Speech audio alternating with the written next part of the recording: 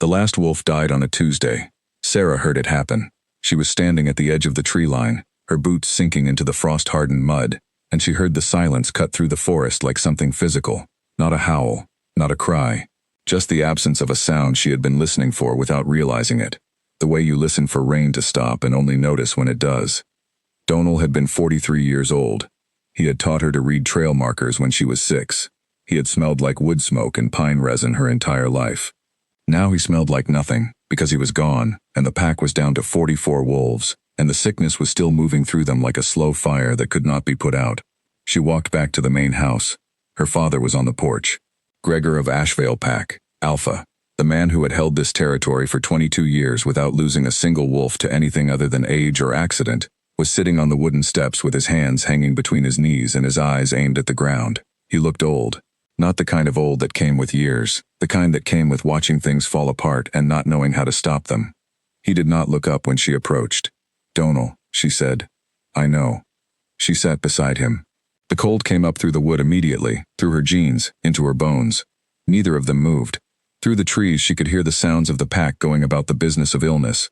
Low voices, careful footsteps, someone's child crying in one of the cabins, and underneath all of it, that cough. That wet, grinding cough that had started 3 months ago and had not stopped since. It had begun with Finn. He was one of their youngest warriors, 20 years old, built like he had been assembled from leftover pieces of other, larger men. He had complained of fatigue first, then the cough. Then the others had started, one by one, and now nearly 2/3 of the pack was either sick or showing early signs, and their healers had run out of ideas in the first month. They had tried everything they knew, every herb, every tincture, every old remedy passed down through pack lineages stretching back generations. They had contacted the neighboring packs, Lorne and Caldwell, who had sent condolences and polite regret, and nothing useful. They had sent word to the regional council, who had sent an inspector, who had written a report, and the report was still sitting in a folder on the kitchen table, because there was nothing in it that could save anyone. 44 wolves. Sarah counted them in her head the way she had been counting them every morning since the sickness began. Gregor, Caleb, Elder Mira, Elder Pet, the children, 4 of them, all under 10, all currently healthy, which was the one mercy in all of this.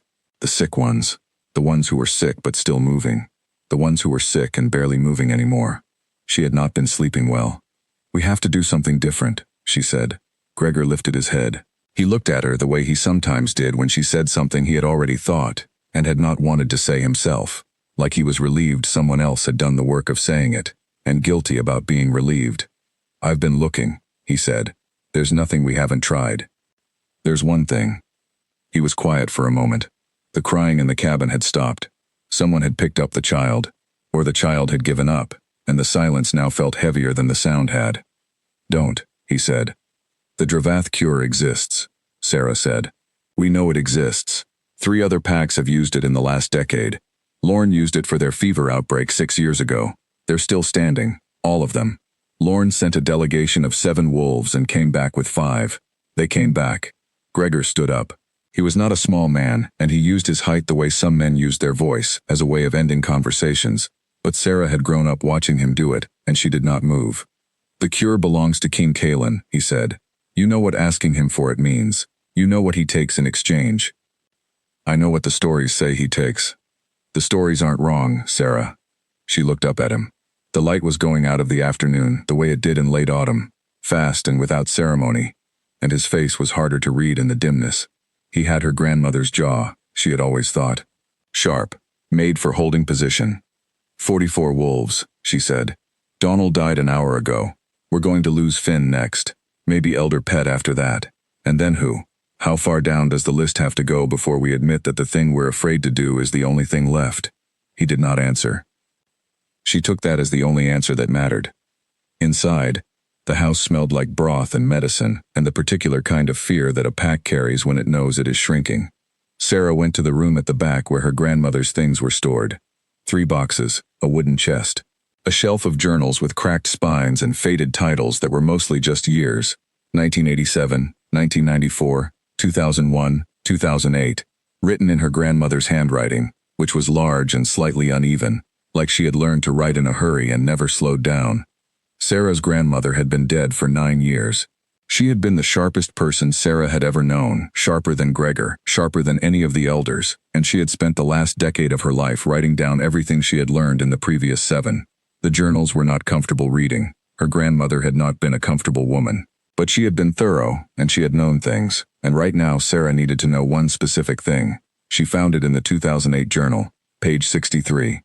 Her grandmother had written about King Kaelin Dravath the way she wrote about most things she considered dangerous, with complete attention and no sentimentality. The entry was long. Sarah read it twice. Then she sat on the dusty floor of the storage room, with the journal open in her lap, and she read it a third time. Because the third time was when she finally stopped hoping she had misunderstood and started accepting that she had understood perfectly. Kaelin Dravath had become Alpha King 11 years ago at the age of 28. He had not inherited the title. He had taken it, which was different, which mattered, and which explained why the stories about him had the particular texture they had. Not the simple villain texture. Not the clean hero texture, something harder to categorize. He had walked into the high court of the previous king, and he had done something no one had expected. And afterward there were 7 fewer wolves who had been problems for a long time, and 1 new king who showed no sign of becoming a problem himself. Her grandmother had met him once. The journal entry about that meeting was 2 pages long and read like a field report from someone who had encountered an unpredictable weather system and was trying to describe it accurately for people who had never experienced weather like it before. She had written, "He is the kind of man who already knows what you want before you have finished deciding to want it. I do not know if this is intelligence or something older. I know that I would not go to him unless the alternative was worse." Sarah closed the journal. She sat in the dim room and listened to the sounds of the sick pack through the walls. The alternative was worse. The alternative was 43 wolves, then 42, then a pack that had stopped being a pack, scattered across territories that would not want them, absorbed into stronger groups until the name Ashvale meant nothing to anyone. She had grown up in this territory. She knew every trail, every seasonal shift, every family that had lived here for generations.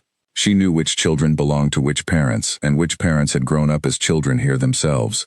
She knew that Finn's mother made the best bread in the pack, and that Elder Pet still got up at 4 in the morning to walk the perimeter, because he had done it for 30 years, and could not stop even now that he was ill. She knew that Donald had died today, and that his wife had been sitting with him, and that Caleb had been standing outside the door because he could not make himself go in, and could not make himself leave. She knew that she was the quietest of her father's children, and the one least likely to be sent on a mission like this, and she knew that was exactly why she was going to volunteer for it. Caleb would go in swinging. Her father would go in as an alpha, which meant he would walk in carrying the weight of his position, and the injury to his pride that came with needing to ask. And pride was the one thing you could not afford to bring to Kaelin Dravath's court. She had read enough of her grandmother's journals to know that. You came in knowing what you were there for. You came in knowing what it would cost. You came in willing to pay it. She put the journal back on the shelf. She went to find her father. He was in the kitchen. Caleb was there too, sitting at the table with his hands wrapped around a mug he was not drinking from. He looked up when Sarah came in. Her brother was 2 years older than her, broader across the shoulders, quicker to laugh under normal circumstances, and right now he looked like someone had taken the laughter out of him and left the outline behind. "I'm going to the capital," she said. Caleb set down the mug. "Sarah, I'm going to request an audience with King Kaelin. I'm going to ask for the cure." "You're 24 years old," Caleb said. "The age of the person asking doesn't change what's being asked. It changes how they treat you when you walk in the door. Let it." She looked at her father. "You know I'm right. You've known for 2 weeks. You just didn't want to be the one who said it." Gregor was looking at the window. Outside, the trees were dark shapes against a sky that was going from gray to black. He was quiet for a long time, the way he was quiet when he was working something out, and did not want anyone to interrupt the process. Then he said, "What do you know about him? Enough to go. Not enough to be afraid yet." It was not entirely true. She was afraid. She had been afraid since she read her grandmother's journal entry the first time, and she was more afraid now that she had read it 3 times and still felt that the fear was proportional, which meant the fear was appropriate. But there was a difference between being afraid of something and being stopped by the fear, and she had decided, in the dusty storage room on the floor with the journal in her lap, that she was not going to be stopped. Caleb stood up. "Then I'm going with you." "No. Sarah, you're staying here." She looked at him steadily. He was bigger than her. He had always been able to out-argue her in the pure physical sense, filling space with his voice and his presence, until she ran out of room to hold her ground. She had learned, over the years, to hold it anyway. Someone has to be here if it gets worse. Someone has to be the one the pack looks to. Dad is going to be sick inside a week if the pattern holds. That cannot be you and me both gone. The silence in the kitchen was different from the silence outside. This one had weight. Caleb sat back down. Gregor turned from the window. 2 days' travel to the capital. You'll need a horse. You'll need money for the road. He paused. You'll need to know what you're willing to give him. I know what I'm willing to give him. Do you know what he's going to ask for? She thought of page 63 of the 2008 journal. She thought of her grandmother's handwriting, large and slightly uneven. She thought of the line that had made her sit very still on the dusty floor and breathe very carefully until she was sure she had understood it correctly. He will not take land. He will not take money. He will not take wolves as soldiers, which is what every pack fears when they approach him, and the fear itself seems to amuse him slightly. He takes the thing that is specific to the person in front of him, the thing they have that is useful to him, the thing they did not know was visible until he named it. I have a general idea, she said. She left before her father could change his mind, before Caleb could find a new argument, before the part of her that was still afraid could find an argument of its own. She packed light, a change of clothes, the journal, enough food for the road. She did not bring her good boots because she only had one good pair and she did not want to ruin them on the road.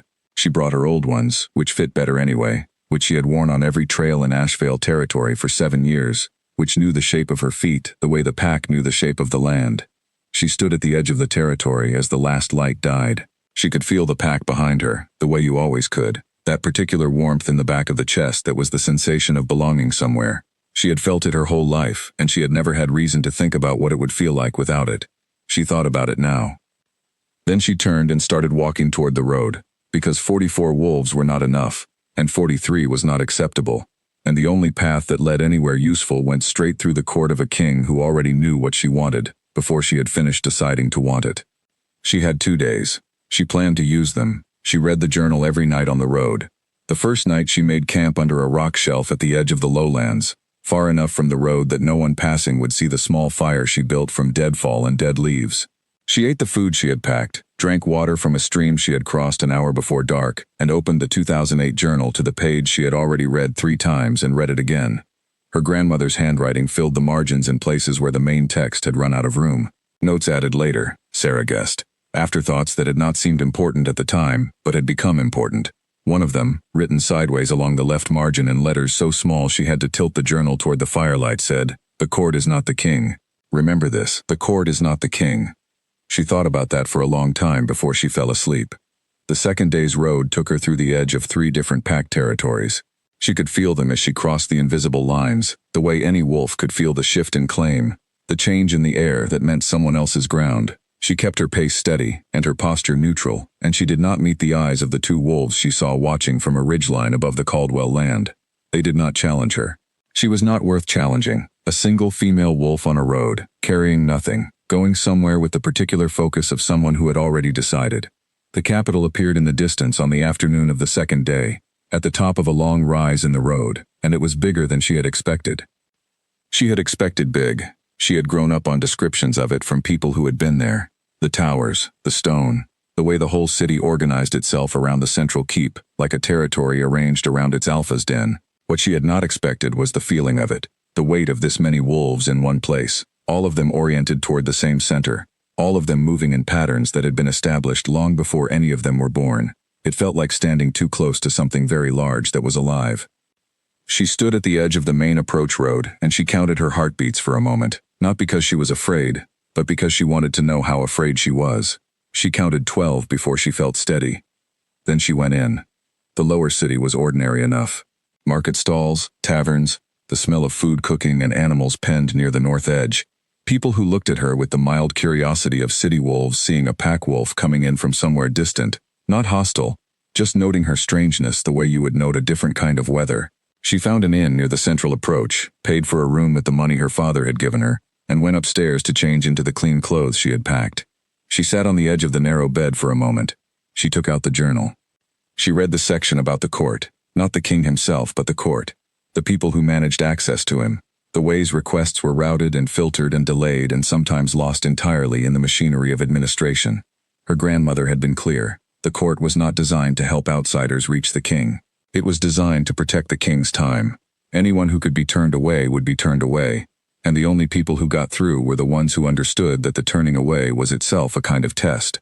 The currency of the court was patience. Sarah put the journal away. In the morning, she went to the central keep. It was exactly as large as it had looked from the approach road, which was to say it was the kind of large that stopped being impressive at some point and started being simply the fact of the thing, a geological feature, something that had always been there. The stone was dark and old and the gate was iron and it was standing open, which surprised her until she got close enough to see the two guards posted at either side, still as furniture, watching everyone who came through with the complete attention of people who had been trained to make watching look like not watching. She walked through. The entry hall was tall and cold and smelled like stone and something else, something older, the accumulated weight of meetings and decisions, and the particular residue of authority exercised over a long time. There was a desk to the left, a long one, with 3 people seated behind it and a line of people in front of it. She joined the line. She waited. The line moved, not quickly. The people at the desk were thorough, which was different from being slow, but the thoroughness had the same practical effect. When she reached the front, the woman behind the desk was perhaps 40, with neat gray-streaked hair, and the kind of face that had learned to express patience as a professional skill. "Name and pack," the woman said. "Sarah, Ashvale Pack." The woman wrote it down. Nature of request. Audience with the king. A small pause. The pen stopped moving. The king's schedule is set through his counsel's office. Requests for audience are reviewed and prioritized on a 4 to 6 week timeline. "I understand," Sarah said. "I'd like to file a request." The woman's expression did not change. Exactly. Something shifted behind it, not surprise. More like the minor recalibration that happens when you have been expecting a different response. She had been expecting pushback, Sarah realized. She had been expecting the foreigner to argue about the timeline, to insist on urgency, to make a case for being an exception. Sarah filed the request. She left the keep. She went back to the inn and she ate dinner and she read the journal and she went to sleep. And in the morning she went back to the keep. Not to file anything. She had already filed. She went back because her grandmother had written, "The court rewards presence, not demanding presence, not performing urgency, simply being there. Wolves who are serious about what they need do not go home and wait. They remain visible." So she remained visible. She sat in the entry hall on a bench along the right wall, and she waited. And when someone came to tell her that requests were reviewed on a 4 to 6 week timeline, she thanked them and continued sitting.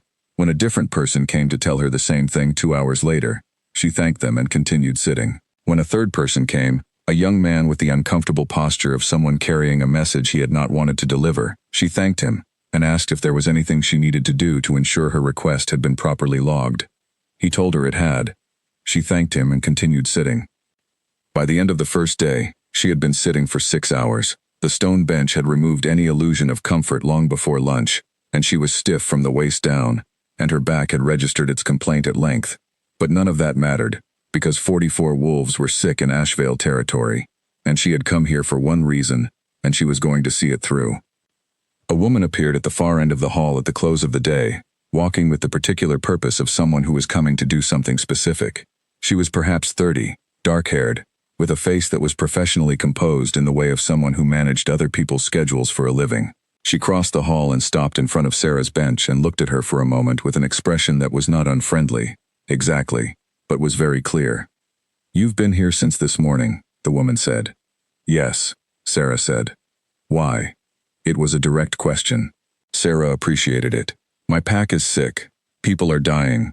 I need the king's cure and I need an audience to ask for it. I've filed the request. I'm here to make sure the request is taken seriously. By sitting here. By being present. Yes." The woman was quiet for a moment. She was doing something behind her composed expression, evaluating something. Sarah did not try to read it. She sat still and let the evaluation happen. "My name is Petra," the woman said. "I manage the king's daily schedule. I'm Sarah, Ashvale Pack." "I know. I read your request this morning." Another pause. "The standard timeline is 4 to 6 weeks." "I know. 3 more wolves died in Ashvale territory between the time you left and your request reaching this office." Sarah went very still. She had not known that. She had no way of knowing that. She was 2 days from home with no connection to the pack, and the information had just been dropped in front of her like a stone dropped in still water, and the ripples were moving outward through her chest in a way that took every steady thing she had built in the last 2 days and shook it hard. 3 more wolves. 41 now. Not 44. 41. She breathed. How do you know that? She said, and her voice was even, which was the best thing she had managed in the last 30 seconds. The King's office receives regular updates on pack health across all territories, Petra said. It is standard monitoring. Standard monitoring. The King had been watching Ashvale before Sarah had left, possibly before she had made the decision to leave. Her grandmother's handwriting moved through the back of her mind. He is the kind of man who already knows what you want before you have finished deciding to want it. When can I see him? Sarah said. It was not quite a question. Petra looked at her for another long moment. Then she said, tomorrow morning, 7 o'clock, do not be late. She left before Sarah could respond. Sarah sat on the stone bench in the cooling hall, and she let herself, for exactly 3 breaths, feel the full weight of what she had just learned. 3 more wolves, 3 more people who had been alive when she left and were not alive now. 41. 3 breaths. Then she put it away. She could not carry it into tomorrow's meeting. She could carry it after, when she had something to carry it toward, but right now it was weight without purpose, and she needed to be light enough to do what she had come here to do. She went back to the inn. She read the journal for the last time. She was not looking for new information. She already knew everything her grandmother had written. She was reading it the way you run your hand along a familiar wall in the dark, not to find out what's there, but to confirm that it's still there, that the things you know are still true, that the ground under your feet is still ground. Her grandmother had written, on the last page of the 2008 entry, a single line in the center of an otherwise empty page, as if she had thought about it for a long time before writing it, and had decided that everything else could be said around it, but this part had to be said alone. When you are in front of him, tell the truth, not because he will reward honesty, because he will know if you don't, and the cost of that is considerably worse than the cost of whatever you are afraid to say. Sarah closed the journal. She set it on the small table by the bed. She looked at the ceiling of the narrow inn room, at the cracks in the plaster and the water stain in the far corner, and the way the lamplight moved when the draft came under the door. 41 wolves. She was going to see the Alpha King in the morning, and she was going to tell him the truth, and she was going to come home with what she had come for. She went to sleep. She was at the gate at 6:45. The same 2 guards were there, or different ones who held themselves with the same precision, and the gate was open again, and she went through with her head level, and her pace the same as it had been the day before. She had put on the clean clothes again. They were the only good set she had brought, practical and plain, and they would have to be enough. Petra was waiting inside. She appeared from a corridor to the left, crossed the entry hall, and stopped in front of Sarah with the same composed expression she had carried the previous evening. "Good morning," she said. "Good morning. There are things you should know before you go in." She was already walking, and Sarah followed. "You have 20 minutes. Do not exceed them. He will not tell you when you are approaching the end. He will simply stop engaging, and if you do not recognize the signal, the guards will recognize it for you. Do not touch anything in the room. Do not raise your voice. Do not, under any circumstances, make demands. If you are there to ask for something, ask for it. State your case, and then be silent and let him respond." "I know," Sarah said. Petra glanced at her sideways. "You've been briefed. I've been prepared." A brief pause in Petra's step, so slight it was almost not there. "By whom?" "My grandmother. She met him, years ago. Your grandmother's account may be out of date." "Some things don't go out of date." Petra did not respond to that. She led Sarah through 2 more corridors, both of them stone and high-ceilinged and colder than the entry hall, and through a heavy door at the end of the second that opened into a room Sarah had not been expecting. She had been expecting formality. She had been expecting the visual language of authority, the high throne, the long hall, the deliberate arrangement of space designed to make anyone entering feel small.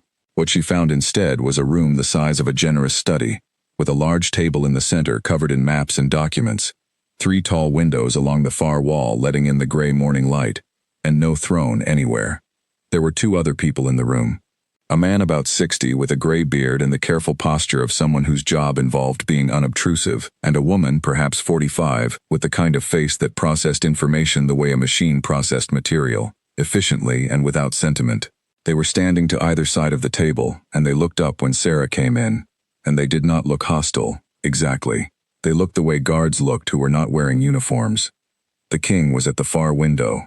She had known, intellectually, what kind of man the stories described. She had read her grandmother's account. She had spent 2 days building a mental image of someone dangerous in a way that was not immediately visible. controlled in a way that had nothing to do with being contained, present in a way that made other presences feel approximate. She had thought she was prepared for the gap between the idea and the person. She was not. Kalen Dravath was perhaps 39 now.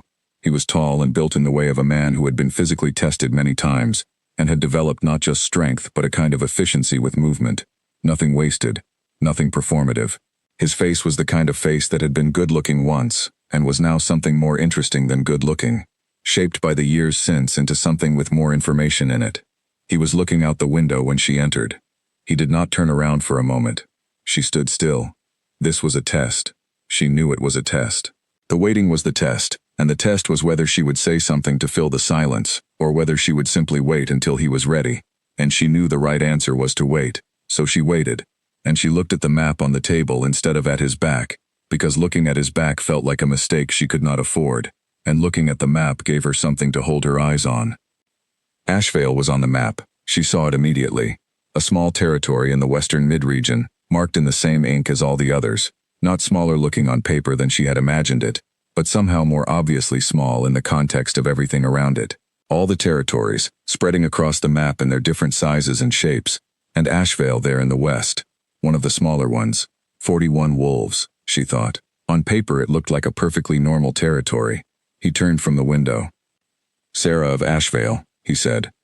His voice was what it was. She had not been prepared for the voice either, not loud, not performatively low, just the kind of voice that expected to be listened to without asking to be listened to, that had the quality of something that had always been there. "Yes," she said. He came to the table. He did not sit. He stood on the opposite side of it from her, with the maps between them, and he looked at her, the way her grandmother had written he would look at people, with the specific attention of someone who was seeing more than the surface. "Ashvale is down to 41 wolves," he said. "You've lost 6 in the last 3 months, 3 more while you were traveling here." "I know. Why did you come yourself? Your father is the alpha. Your brother is the heir." It was a direct question, and she gave it a direct answer. "Because my father would have come as an alpha and brought his pride with him. My brother would have come as a warrior and been ready to fight something that isn't fightable. I came as the person most likely to have the conversation that needs to be had." Something moved in his expression, not approval, more like the minor recalibration she had seen in Petra, the adjustment of someone who had been expecting a different kind of response. "What conversation is that?" he said. "The one where I tell you what we need, and you tell me what it costs, and I tell you whether I can pay it, and we go from there." He looked at her for a long moment. Outside, a gust of wind pressed against the tall windows and the light shifted, and in the shifting she could see the gray-bearded man to her left making a small note in the margin of a document he was holding, and the woman to her right had not moved at all since Sarah entered. "Sit down," the king said. She sat. He did not. He continued to stand, which she had expected, because the room was his, and the arrangement of it was his, and he moved in it the way someone moved in their own space, without negotiating with it. "The cure exists," he said. "I have it. You know I have it. You know the terms are not standard and you came anyway. Tell me what you think the terms are." "I think you take something specific to the person in front of you," she said. "Something that's useful to you. Something the person might not know they have until you name it." "Your grandmother wrote that." She had not mentioned the journal. She had not mentioned her grandmother at all. "Yes. She was a perceptive woman. I met her once." He said it without particular sentiment, a fact being placed in context. "She wrote accurately. I believed her. Most people don't, until they're sitting where you're sitting." He came around the edge of the table, not toward her, just along its length, looking at the maps, trailing one finger along the edge of the nearest one. "Tell me what you have that's useful." "I don't know," she said. "That's your assessment to make, not mine." He stopped. He looked at her again. This time the recalibration in his expression was more distinct, something that in a different man might have been called surprise. "Most people come in here with a prepared answer to that question," he said. "They've spent the journey here deciding what to offer. Land, allegiance, information about neighboring packs. Things they've decided I want. I know. That's what I was told to expect. And my grandmother wrote that you can see through it, so I didn't do it." She looked at him steadily. "You're going to take what you're going to take regardless of what I offer. I came here knowing that. I came here willing to accept that. What I want to know is whether the thing you take will leave me able to go home." The gray-bearded man had stopped writing. The woman on the right had not moved. but there was a quality to her stillness now that was different from the quality of it before. The king looked at Sarah for a long time. The morning light through the tall windows was still gray, still moving, and it made the maps on the table look like the surface of something old, something that had been here long before any of the territories marked on it. "Tell me about your gift," he said. She went very still. She had not mentioned it. She had not mentioned it to anyone outside Ashvale territory since the day she understood what it was, which had been 6 years ago, which had been something she had walked away from very carefully and never looked back at directly. There were people in her pack who knew. Her father knew. Her grandmother had known. 41 wolves, she thought. 41. What gift? She said. It was not a denial exactly. It was a question that was testing whether he actually knew. "You hear things in voices," he said. "Not words, not tone. The layer underneath, the emotional resonance, the truth or the untruth under what's being said. You can hear when someone is afraid and performing calm. You can hear when someone is lying and performing certainty. You can hear when someone is asking for one thing and wanting another." He paused. "You heard it in my voice when I said your name. You heard whether I was genuinely noting your pack's position or performing concern. Tell me what you heard." She had heard it. She had heard it the moment he spoke, the way she always did, the way she had never been able to turn off once she realized it was happening. "You were noting it," she said, genuinely. "You knew the number. You cared about the number in the way of someone who tracks these things because they matter to you, not because it's politically useful to seem like they matter." Something settled in his face, not warmth, not gratitude. Something more like confirmation, the expression of someone who has run a test and received the result they expected. "Yes," he said. "That is what you have. And it's what you want." "My court is full of people who tell me what they think I want to hear," he said. "I have access to intelligence reports, to regional monitors, to advisors who have spent careers learning to read other people. None of them can do what you just did. None of them can hear the layer underneath." He came back to the opposite side of the table and stood looking at her. "I've known about your gift for 14 months. I've been watching Ashvale since then. I knew about the sickness before you did." The air in the room felt different, not threatening, denser, somehow, more loaded, the way air felt before rain. "You've been waiting," she said. "I've been patient," he said. "There's a difference." She understood the difference. She understood it completely, in the way that she understood things sometimes, with the whole of her attention at once. He had known. He had seen the sickness in his intelligence reports. He had tracked the numbers going down, and he had waited, not because he wanted Ashvale to suffer, because he had needed Ashvale to reach the point where they would send someone, and because he had needed that someone to be her. "You could have offered the cure," she said, "months ago, before anyone died." "Yes," he said. "Why didn't you?" He looked at her across the table, across the maps, with all their territories marked in equal ink. "Because if I had offered it, your father would have refused on the grounds that unsolicited assistance from the Alpha King is political exposure. Your brother would have refused on the grounds that taking help they did not ask for is a weakness. And you would have been in Ashvale territory, not in front of me, where I needed you to be. 41 wolves. 3 more dead while she was traveling." She sat with that. She could be angry. There was a version of this where she let herself be angry, where she told him what it had cost, what the weeks of watching people die while he waited had done to the pack, what Donald's wife's face had looked like. She could make that argument. She had the language for it. But her grandmother had written, "Tell the truth." And the truth was that she was not angry. She was cold and clear, and she was sitting across from the person she had come to see, and the cure existed, and 41 wolves were still alive. "What are the terms?" she said. He told her. The terms were not what she had expected. She had gone through the possibilities on the road, the way you rehearse something before you have to do it. Land she could not give him. Ashvale did not have land to spare. Money she did not have. Information about neighboring packs she would not give regardless of what it cost. That was a line she had drawn before she left. Her gift, yes, she had known that was a possibility. She had carried the possibility the way you carry something fragile, carefully and with constant awareness.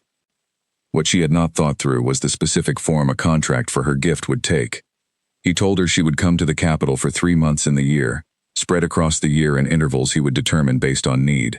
During those intervals she would sit in on court proceedings, council meetings, diplomatic sessions, any engagement where he needed to know whether what he was being told was what was actually true. She would report to him privately, not to anyone else in the court, and she would report honestly regardless of whose interests the honesty served. He would pay her, not a significant sum, enough to cover travel and accommodation. He said it in a flat, practical way, not like an apology and not like a favor, just as information about the structure of the arrangement. Ashvale would receive the cure within 48 hours of her agreement by Runner, who was already standing by. She sat with all of this for a moment. "I have a question," she said. "Yes.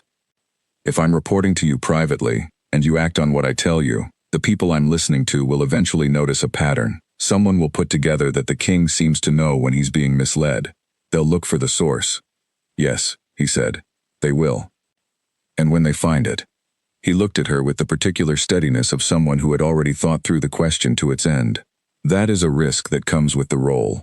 I will manage what I can manage. I cannot promise you will never be a target." "I'm already a target," she said. "I'm a pack wolf sitting in the Alpha King's private meeting room. I became a target when I filed that request." Something crossed his face that was too brief to name. "That's accurate. I want the agreement written down," she said. "Specific terms, the cure delivery timeline, the months, the intervals, the payment, what I am and am not required to do, what you can and cannot do with what I tell you." The gray-bearded man, who she now understood was a formal witness, and probably also a legal recorder, made a sound that was not quite a cough. It was the kind of sound a person made when they heard something they had not heard before and needed a moment to absorb it. The woman on the right still had not moved, but Sarah had the distinct impression she was paying very close attention. The king said, "Done. I want to review it before I sign." "Obviously," he said, in a tone that suggested he had expected nothing else and would have thought less of her for not asking. They spent the next hour in that room, with the gray-bearded man, whose name was Adrian, drawing up language, and with the king sometimes dictating and sometimes correcting, and with Sarah listening to all of it with both the surface of her attention and the layer underneath. She heard what she expected, and she heard what she did not expect. She heard that his insistence on specific language in certain clauses came from a place of genuine concern for enforceability, not a desire to build in escape routes. She heard that when Adrian suggested softening a protection she had asked for, the king's brief response in the negative carried under it something that was almost irritation, directed at Adrian, not at her. She heard, when the king said at one point simply, "Ashvale should not lose more," that the word under it was true. She heard that he meant it. That was the part she did not know what to do with, so she put it aside and continued reviewing the language. They were done before noon. She read the final document twice. She signed it. He signed it. Adrian and the woman, whose name was Gwen and who ran the Office of Territorial Affairs, signed as witnesses. He held the document for a moment after, looking at it in the way of someone confirming something they already knew. "The runner will leave within the hour," he said. "Your pack will have the cure in a day and a half." "Thank you," she said.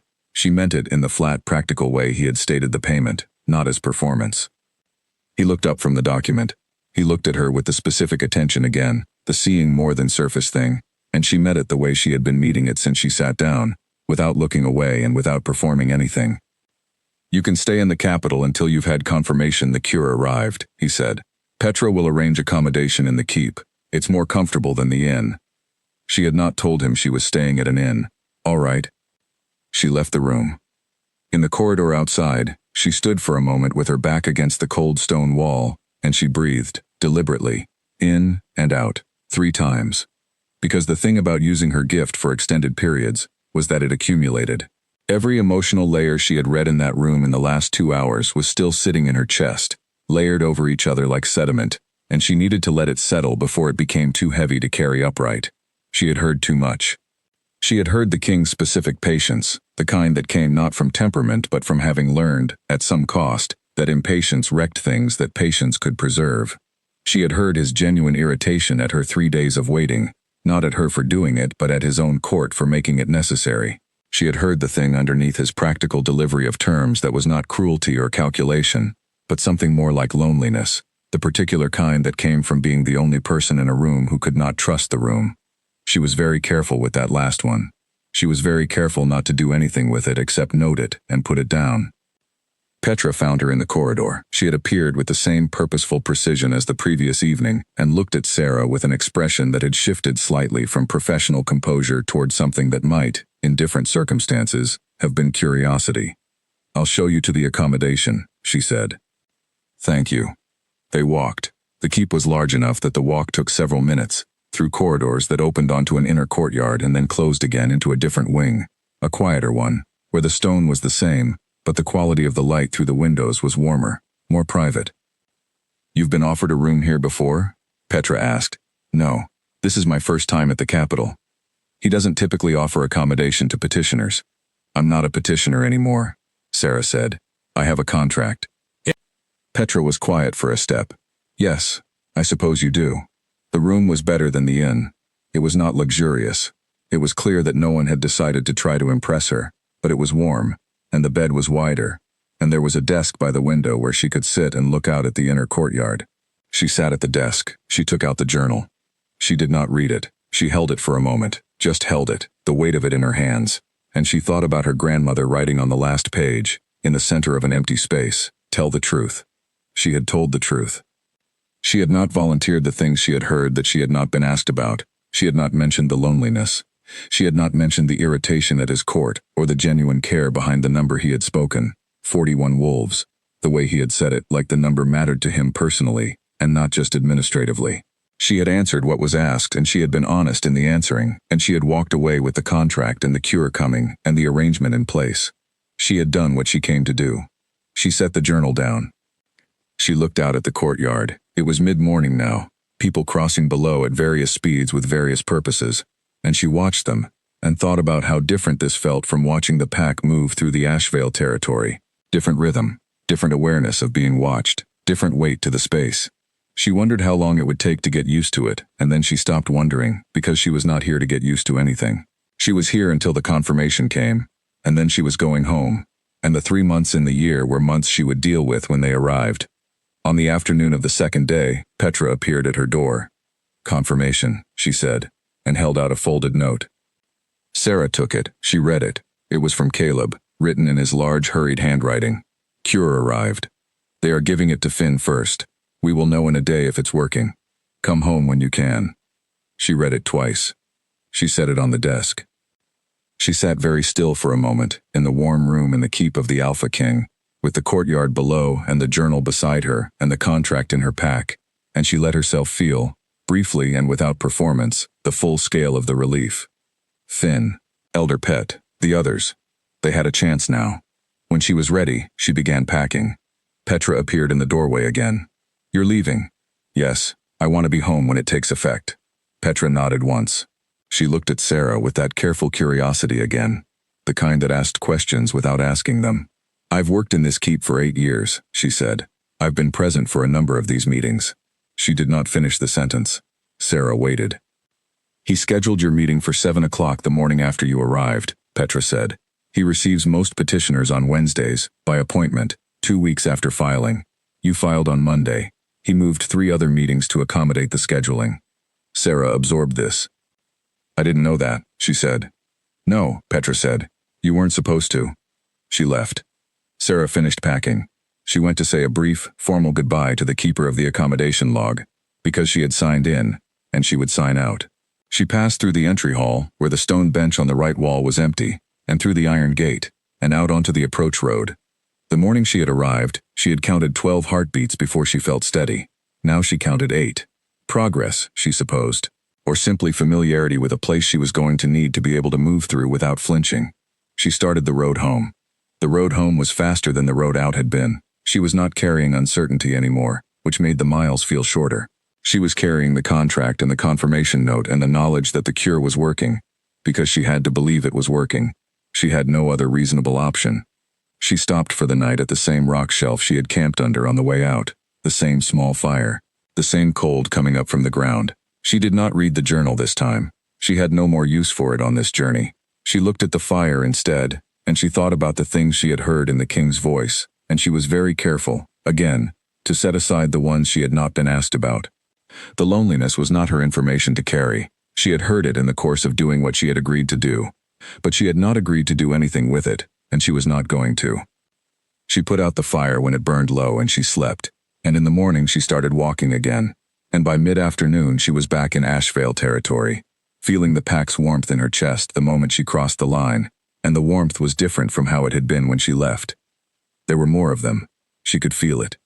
She walked faster. Finn was sitting up when she arrived. He was on a cot in the main healer's room, propped against the wall with a blanket across his lap and a bowl of soup in his hands that he was actually eating.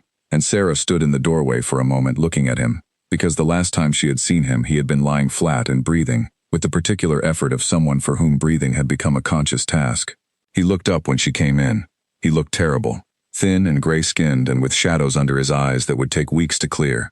But he was sitting up and he was eating, and he nodded at her, when their eyes met in the way of someone who knew what she had done, and was acknowledging it without making it into a speech. She nodded back. She found her father in the kitchen. He was standing at the window again, but differently from before, not with his hands hanging and his eyes aimed at the ground. He was standing the way he stood when he was watching the territory, with the particular upright quality of someone whose awareness had expanded back out to its normal range. He turned when she came in. He did not say anything for a moment. He looked at her the way he had looked at her when she was 6 years old, and had climbed a tree that was too tall for her and come back down safely, not angry that she had done it, not performatively relieved, just aware that she had gone somewhere and come back. 5 of the worst ones turned the corner overnight, he said. Elder Pet is up. He's grumbling about the blankets. That's a good sign. It is. He came to the table and sat down, and she sat across from him, and the kitchen was warm and smelled like coffee and something cooking, and completely unlike itself from the last time she had been in it. Tell me about the terms. She told him. All of it. Flat and specific, the way she had listened to Kaylin Dreveth deliver information. 3 months a year. Court sessions, council meetings, diplomatic engagements, private reports, payment, the written contract. Gregor was quiet through all of it. He had a quality of listening that she had inherited from him, the ability to take in information without responding to it until he was ready, which meant that by the time he spoke he had usually already worked through the first 3 reactions and was on the actual response. He knew about your gift, Gregor said. Yes. For how long? He said 14 months. Gregor absorbed that. She watched him work through it, the timeline, the implications, the fact that the Alpha King had known about a specific and rare ability in a wolf from a small pack in the western mid-region for over a year, and had not acted on it, had simply watched and waited. He's patient, Gregor said. Yes. That doesn't make it less alarming. No, she agreed. But alarming and wrong aren't the same thing. Her father looked at her. She looked back. He had the kind of face that showed what it was thinking if you knew how to read it, and she had been reading it for 24 years. Are you all right? He said. I'm fine. That's not what I asked. She considered the question honestly, the way he had asked it honestly. Was she all right? She was tired. She was still carrying the weight of 2 days of road and 2 days in the capital, and the particular accumulated density of 2 hours in a meeting room, reading emotional layers she had not been asked to read. She was thinking about Petra's information. 3 meetings moved to accommodate the 7 o'clock scheduling. She was being careful not to think too much about it. I will be, she said. He nodded. That was enough. Caleb found her later that afternoon, in the storage room where she returned the journal to its shelf. He came in without knocking and stood in the doorway and looked at her with his arms crossed and his expression caught between relief and something more complicated. You should have let me come with you, he said. No, she said, I shouldn't have. You went in there alone and signed a contract with a king that takes you away from the pack for 3 months every year. That's not a small thing, Sarah. No, she agreed. It's not. And you're fine with that. She thought about it, really thought about it, not the reflexive answer but the actual one. She had known when she left that the cost would be significant. She had known that whatever he asked for would be something she could not afford to dismiss. She had signed knowing that, and she had signed because the alternative was watching the pack continue to shrink, watching the list of 44 become 41, become 38. I'm fine with it, she said. Caleb was quiet for a moment, then he said, What's he like? It was not the question she had expected. She had expected more argument, more concern about the terms, more of the warrior's instinct toward identifying threats. The simple curiosity of the question caught her off guard slightly. Careful, she said. He's very careful, not with himself, with information, with consequences, like someone who has seen enough things go wrong to have developed a systematic approach to not letting them. Is he dangerous? She thought about the room, the maps, the gray morning light, the way he had moved along the edge of the table, trailing a finger along the nearest map, not randomly but with the precision of someone who was thinking and moving at the same time. Yes, she said, but not in the way the stories say. Caleb thought about that. That might be worse. It might be more useful, she said. Those aren't the same thing either. He left without resolving the question, which was fine. Some questions were not meant to be resolved in the conversation that raised them. The pack recovered over the following weeks. Not all at once, not in the clean, dramatic way of stories, but in the slow and unglamorous way of real recovery, where some people felt better on Tuesday, and then worse on Thursday, and then better again by Sunday. And the progression was visible only in the aggregate, in the total count of people who were coughing versus not, in the weight coming back to faces that had been too thin, in the sound of the territory filling up again with the ordinary noise of a pack going about its life. Elder Pet resumed his 4 o'clock perimeter walks on the 7th day after the cure arrived. Sarah knew because she heard his footsteps in the pre-dawn quiet of her room, and she lay still and listened to them until they faded into the trees, and then she lay still for another moment, just because she could. Finn was back on his feet by the end of the 2nd week. He came to find her in the storage room, which was becoming something of a place where people found her, possibly because it was one of the few rooms in the house without constant traffic. "I wanted to say something," he said from the doorway. "You don't have to. I know. I want to." He was thinner than he had been, and the color had not fully come back yet, but his voice had the same density as before the sickness, the quality of someone who was still occupying themselves completely. "When I was sick, I heard things. Conversations in the hall. People talking about the count." She waited. "I heard when it went to 44, he said. "I heard when it went to 41. She did not say anything. There was nothing to say that was better than the silence. "I know what you did," he said. "I know what it cost." "The pack as well," she said. "That's all that cost." He looked at her for a moment longer, with an expression that was trying to say something more than it knew how to say, and then he nodded and left. She went back to what she had been doing.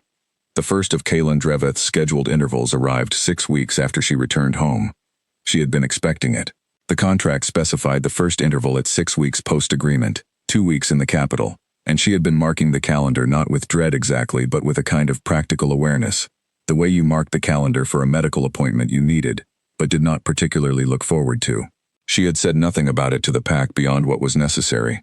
She left on a Monday. Her father walked with her to the edge of the territory, which he did not do for routine departures, and she let him because he needed to, which was different from it being necessary. "Report when you can," he said at the tree line. "I will." He stood there as she walked away. She did not look back, not because she did not want to, but because looking back was the thing you did when you were not sure about going, and she was sure. The road to the capital was familiar already, which surprised her slightly. 2 trips and it was familiar. She recognized the rock shelf where she had camped, the ridge line above Caldwell territory, the moment the capital appeared at the top of the long rise. She was more prepared for the feeling of it this time, the weight of this many wolves organized around a center. She walked into the lower city with the practiced ease of someone who had done it before. Petra met her at the gate. "Welcome back," Petra said, in a tone that was professionally warm and slightly curious. "Thank you. The king is in council until this afternoon. He's asked that you settle in first. There's a session tomorrow morning that he wants you present for." "What kind of session?" "Territorial dispute, 2 packs, a land boundary, 3 years of unresolved competing claims." Petra paused. "There are 4 representatives, and each of them has a different version of what happened." Sarah understood immediately. 4 people with 4 different versions, and somewhere in the 4 different versions was the one that was actually true, or something closer to the truth than the others. "All right," she said. She was shown to the same room in the quiet wing. She unpacked the same few things, set the journal on the desk, looked out at the inner courtyard. The afternoon light was different from her first visit, warmer, further into the year. Someone had placed a small lamp on the table that had not been there before. She noticed it the way she noticed everything, without comment. In the evening, there was a knock at her door. It was not Petra. It was a young man she had not seen before, carrying a tray with a covered dish and a small pot of tea and a folded note. He left the tray. She opened the note. It was from the king. 4 lines. "Tomorrow's session begins at 8. The 4 representatives are Navarre, Caldwell-adjacent territory, arriving this morning with 2 supporters. Grant Pack, Eastern Border, arriving yesterday with 1. If you need anything tonight, Owen is the steward for this wing. He will assist." No greeting, no formal header, just information, delivered with the same practical efficiency as everything else. She ate the dinner. It was better than the inn's food, considerably. She drank the tea and looked out at the darkening courtyard, and thought about tomorrow. She had used her gift deliberately perhaps 6 times in her life. Mostly she used it the way you used a pair of sharp eyes, just part of how she processed the world, not called on deliberately but present. Using it deliberately, in a formal setting, with outcomes that mattered, was different. She was not certain how well she would do. She was certain she was going to do it as well as she possibly could, and that would have to be enough. She slept well, which surprised her. She had expected the unfamiliar bed and the unfamiliar room, and the weight of the next morning to make sleep difficult. Instead, she was out within minutes and she did not dream, and she woke when the light in the courtyard was just beginning to shift toward gray, and she lay still for a moment and felt the absence of the pack's warmth in her chest, and let it be what it was. She was doing what she had agreed to do. She got up, she dressed. She was ready an hour before 8. Owen appeared at her door at 7:45, a man about 60, with the unhurried quality of someone who managed things quietly, and had been managing them for a long time. He led her to a different part of the keep, a room she had not been to, larger than the study she had signed the contract in, with a long table and 8 chairs and a sideboard with water and cups. The king was already there. He was standing at the windows again, which she was beginning to understand was where he stood when he was thinking, using the outside as a place to set his eyes, while his mind worked on something that had nothing to do with what he was looking at. He turned when she came in, and he looked at her with the specific attention, and he said, "How is your pack?" "Recovering," she said. "The worst of them turned the corner within 48 hours of the cure arriving.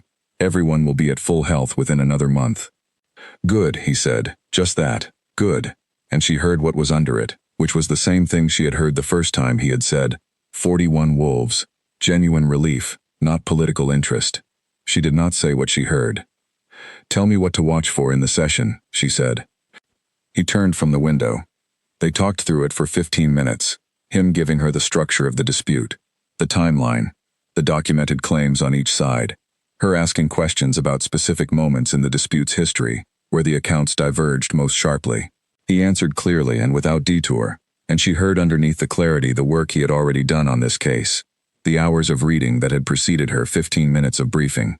The representatives arrived at 8.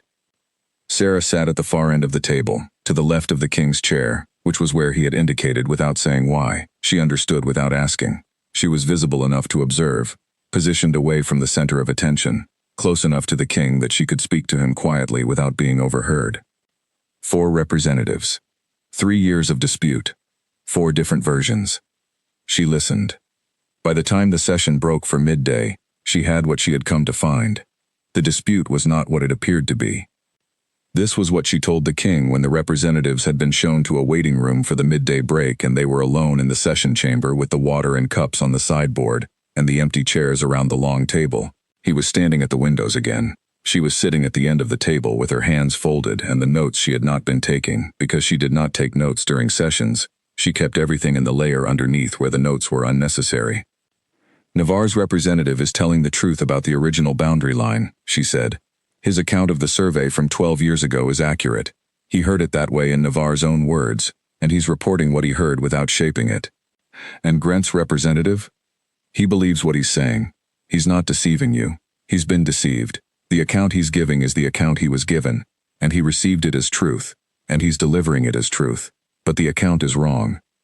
The king turned from the window. He looked at her with the specific attention. "You're certain?" "About what I heard. What I heard is what I told you. What it means in terms of the actual facts on the ground is your interpretation to make, not mine." He considered that.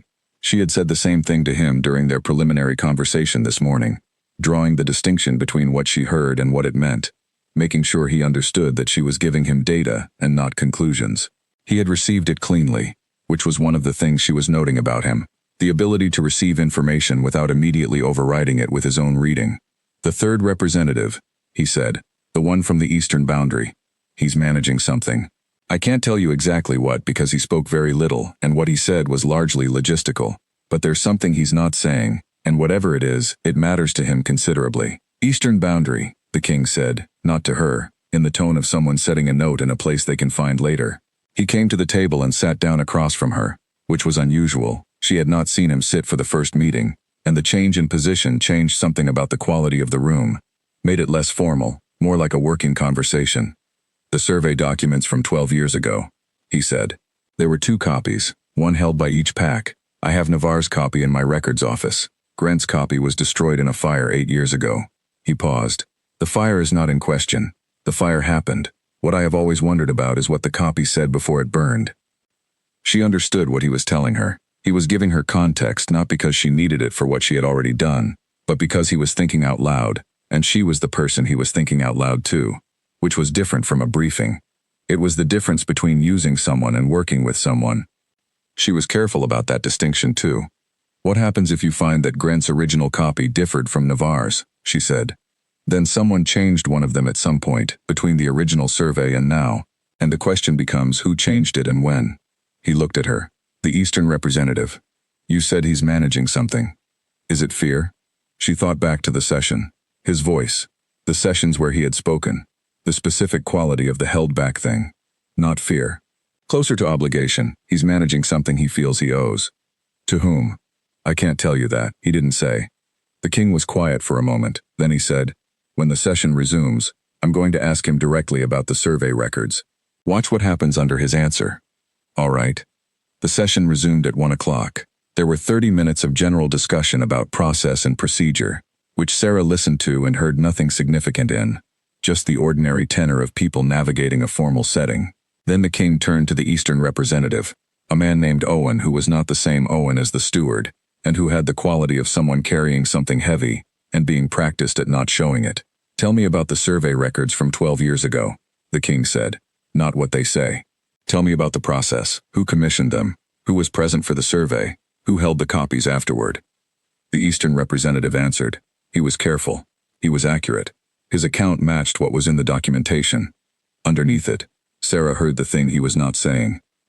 He had been present for the survey, not just present, he had been the one who ensured that both copies were delivered to the right hands. And somewhere in the delivery, in the gap between the survey being completed and the copies being received, something had happened that he had carried for 12 years without saying.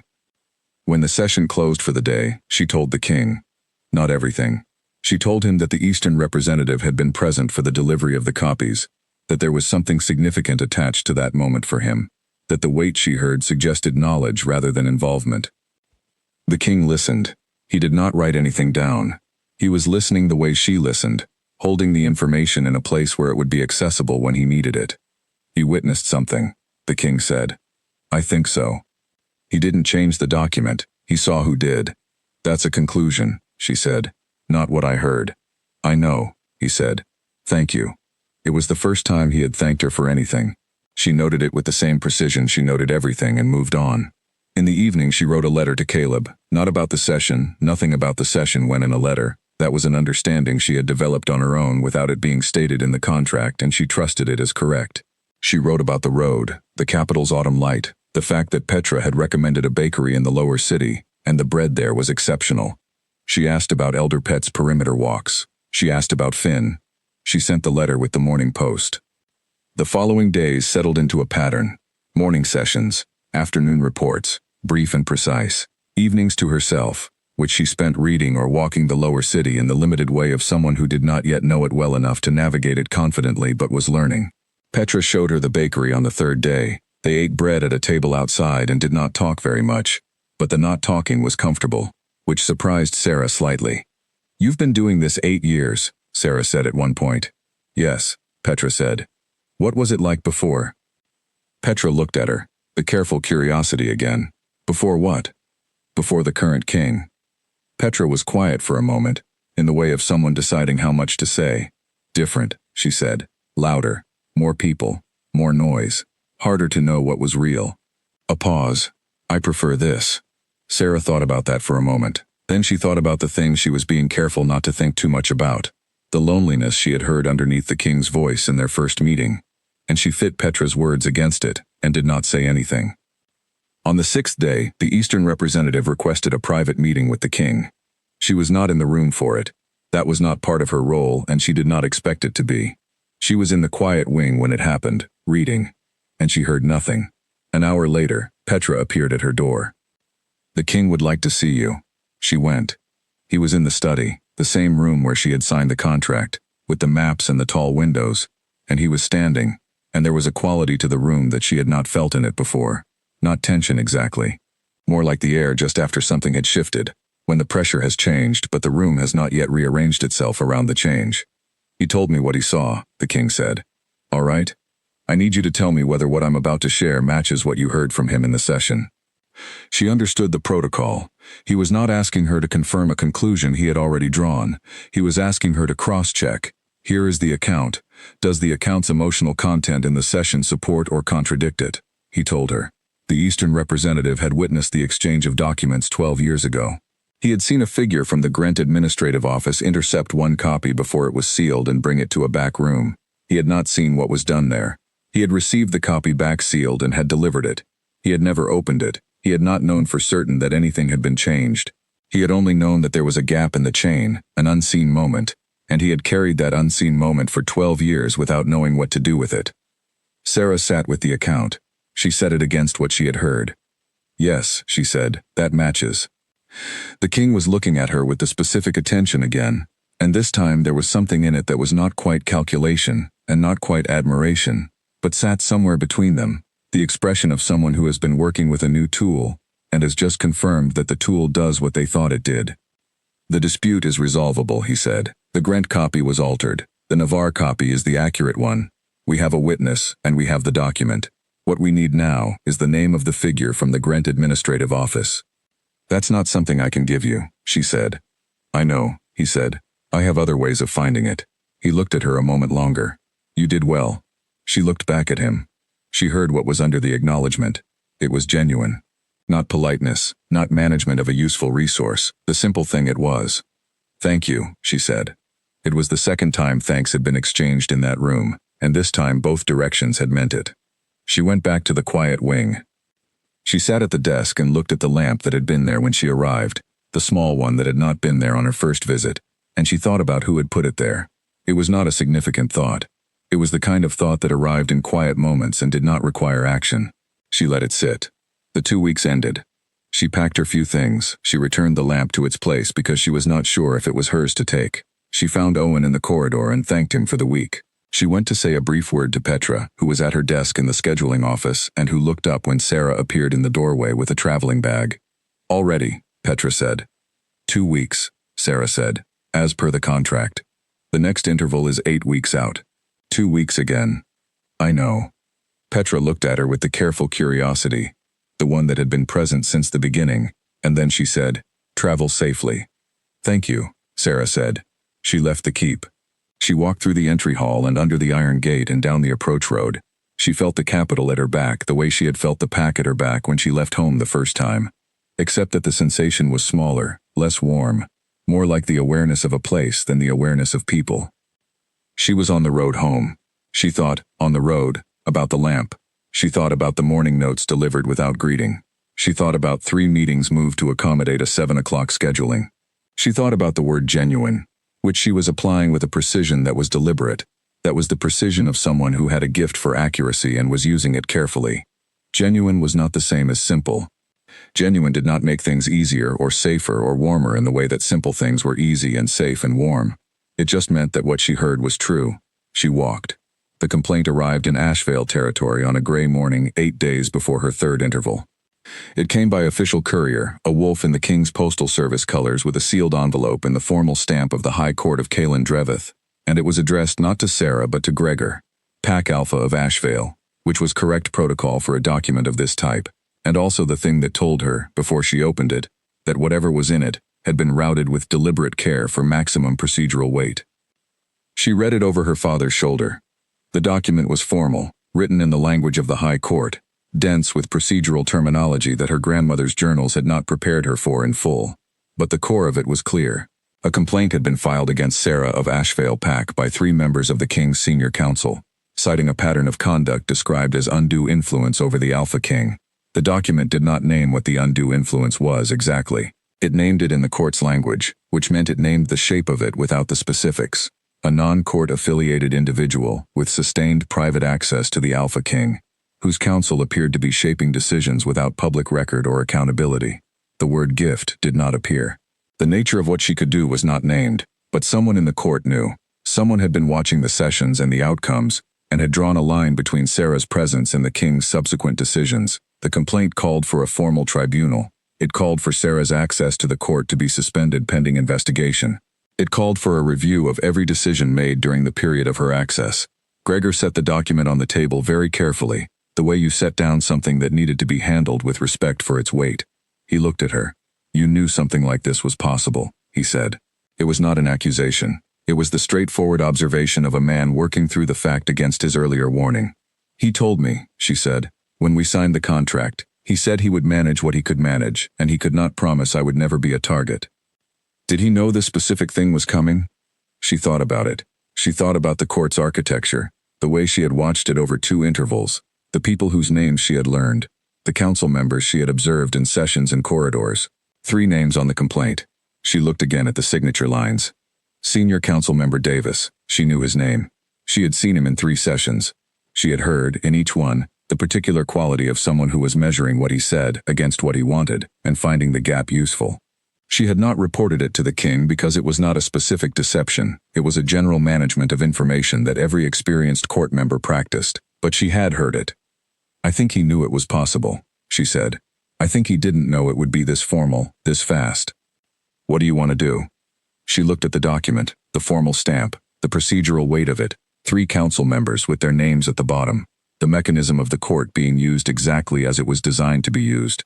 She could not dismiss the mechanism because it was legitimate, even if the purpose behind it was not. "I need to go to the capital," she said. "Your interval is 8 days out." "I know. I'm going now." Gregor was quiet.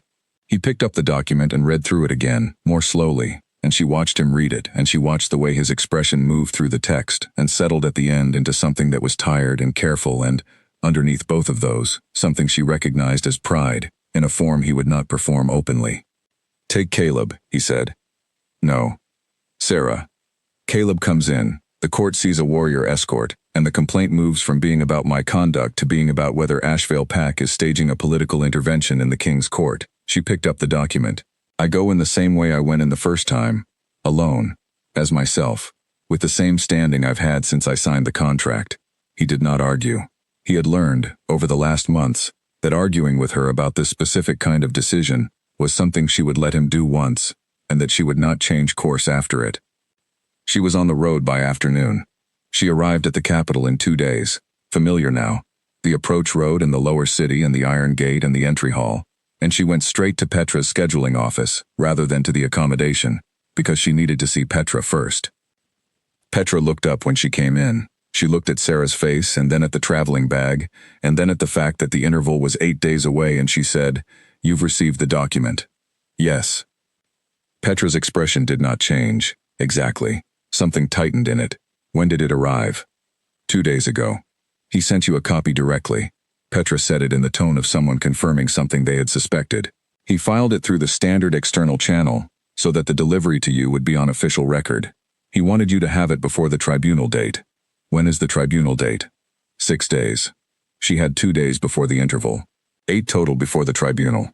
Enough time to understand what she was facing, not enough time to feel comfortable about any of it. "I need to see him," she said. "I'll arrange it." She was shown to her room. She unpacked. She stood at the window and looked at the courtyard. The lamp was still on the table, and she had been taking it and returning it each interval, without deciding to, and at some point in the last 6 months it had simply become hers, which neither she nor anyone else had commented on. The meeting with the king was that evening, in the study, which had its own kind of familiarity now, the maps and the tall windows and the sideboard that always had water and never had enough cups. He was at the windows. He turned when she came in, and he looked at her in a way that was slightly different from the usual specific attention, not less sharp, more weighted, the expression of someone who knows a thing and has been waiting for the person who also needs to know the thing to arrive. "Sit down," he said. "I'd rather stand." He considered her for a moment. Then he came to the table and stood on his side of it, and they were standing across from each other with the maps between them, which was how they had stood the first time, and she thought briefly that they had come almost full circle to the beginning, and almost everything was different. "Tell me what you heard in the document," he said. She understood what he was asking. He was not asking for the words. He was asking if she had heard something in the way it was constructed, the language chosen, the pattern of what was named and what was left unnamed. "Davis knows something specific," she said. "Not just that I have access. He knows what I do, not the full extent, not the mechanism, but he knows there's a perceptual dimension to it. He described the influence without describing the tool because he doesn't want the record to include my gift explicitly. He wants the process to surface it." The king looked at her steadily. "Yes. He's hoping the tribunal forces you to explain the role, and in explaining the role you either reveal the gift, which gives him grounds to argue I'm a non-standard operative with unaccountable influence, or you decline to explain, which gives him grounds to argue you're concealing the nature of my access. Yes. Either outcome gives him what he wants. That's the shape of it, the king said. He built the trap correctly. She looked at him across the maps. Outside, the evening was coming down, the courtyard below darkening, and the lamp on the table at the far end of the study was not lit yet, and the room had the particular quality of the moment, just before someone lights something. You knew this was going to happen, she said. I knew it was possible. How long have you known it was this close? He did not answer immediately. He looked at the maps instead, in the way of someone choosing words with care. 3 weeks. Davis has been building toward this for the full duration of your access. He is good at building slowly, patient, like you, she said. The corner of his mouth moved, not a smile, exactly. Like me, he said. Yes. She absorbed that. 3 weeks. He had known for 3 weeks and had not sent her warning in any form, had not signaled it in the morning notes, had not said anything in the session that preceded her last departure home. Why didn't you tell me, she said. Because telling you 3 weeks ago would have changed how you moved through the court for the remaining sessions. You would have been managing against a threat instead of doing your work. The work is more important than the threat. She stood with that. She was not angry. She found, searching for anger, that it was not quite there, that what was there instead was the recognition of a decision she disagreed with, made by someone who had made it for a reason she could understand. That was not the same as accepting it. She was going to tell him that clearly. I needed to know, she said. That's not about whether it would have changed my behavior. It's about the fact that I'm the one in the tribunal and I needed time to prepare. He looked at her. Something in his expression shifted. Not quite the recalibration. Something more like receiving a correction. The expression of someone who has been called on something and is recognizing the validity of it. Yes, he said. You're right. I should have told you sooner. She waited to see if there was more. There was not. It was the simplest possible form of acknowledgement, clean and without elaboration, and she heard what was under it, which was that he meant it completely. Tell me about the tribunal, she said. He told her. It would be held in the formal council chamber, the large one she had not been in, with all 7 senior council members present. Davis would present the complaint. She would have the opportunity to respond. The king was required by court protocol to recuse himself from the proceedings, because the complaint concerned his conduct as much as hers. He would not be in the room. An outside arbiter? She asked. Elder council. 3 of them. Elder Conrad chairs the tribunal. She did not know Elder Conrad. She said so. He is 64 years old, the king said. He has chaired 11 tribunals in the last 20 years. He has never ruled on ideological grounds. He rules on evidence and procedure. A pause. He is also the person who, 4 years ago, when I attempted to bypass the formal review process on a territorial redistribution, personally came to my office and told me that if I did it again, he would call a tribunal on me. Something about that image, the elder council member coming to the Alpha King's office to tell him he had made a mistake, sat in Sarah's chest in a way that was not quite comfort but was adjacent to it. What do you need me to do in the tribunal? She said. Tell the truth, he said. She almost said, my grandmother's instructions. She did not say it. That's all? It is considerably harder than it sounds, he said. The tribunal will be looking for complexity.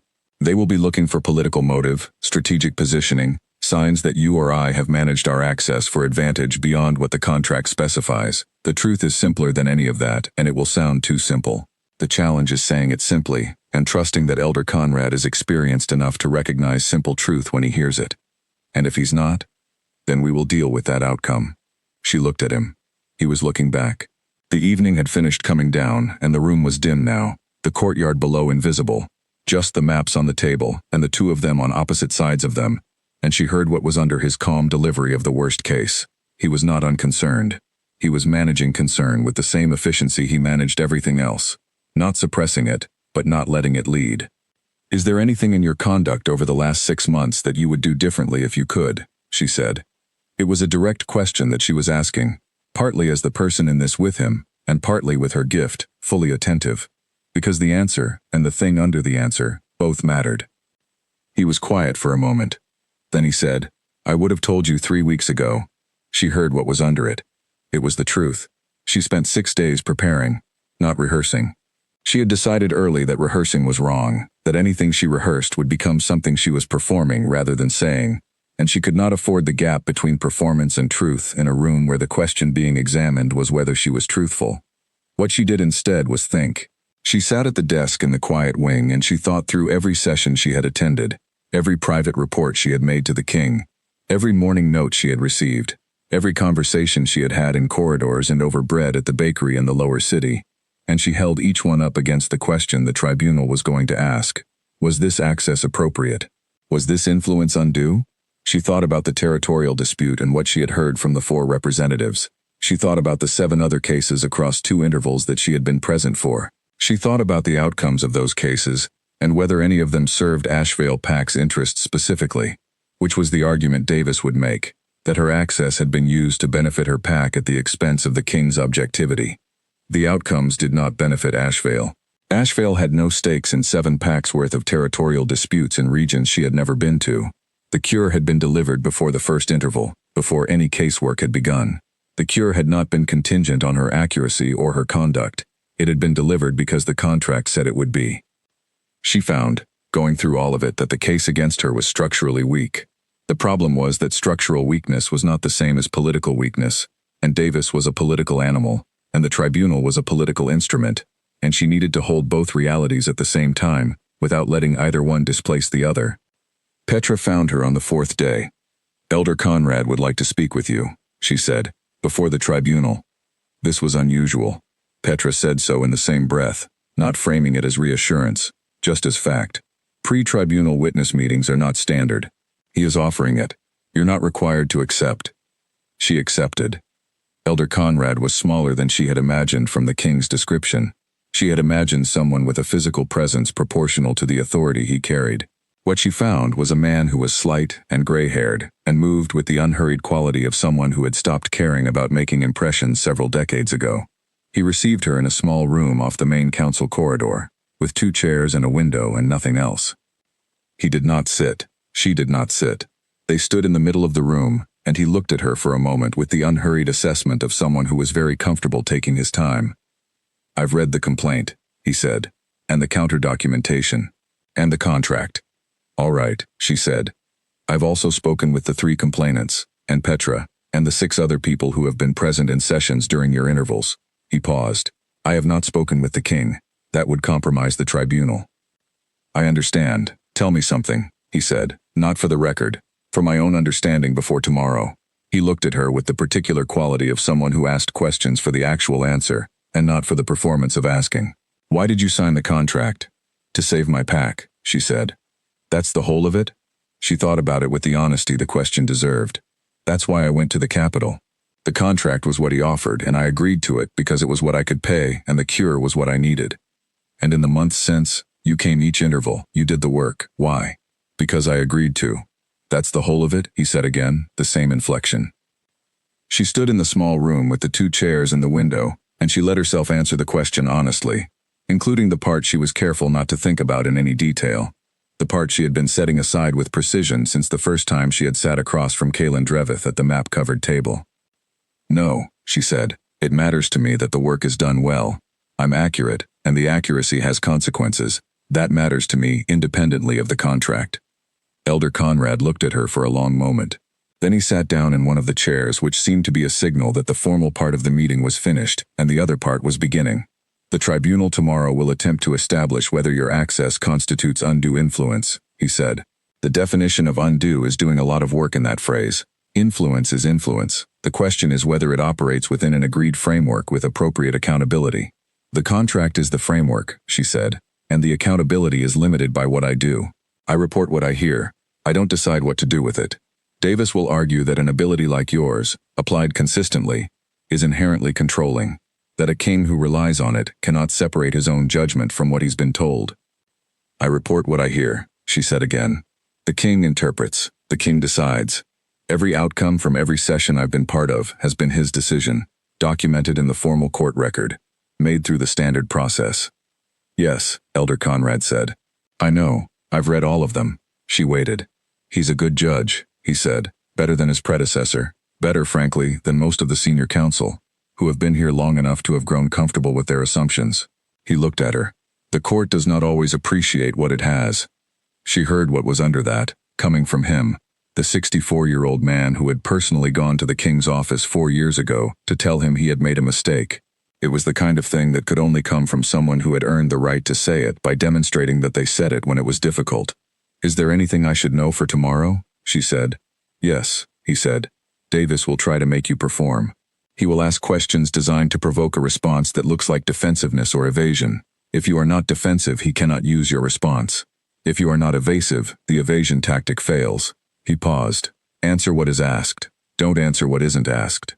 If a question is unfair, you can say so and explain why. That's not defensiveness. That's precision." She nodded. She went back to the quiet wing. She slept better than she expected. The tribunal was in the large council chamber. She had passed the door during her intervals without going through it, and now she went through it and found the space exactly what she had expected from its exterior. High-ceilinged, stone, with a long curved table at the front where the 3 elder council members would sit, and a smaller table to the left, where Davis and the 2 other complainants sat, and a single chair in the center of the open space where she would sit. She was the first to arrive. This was intentional.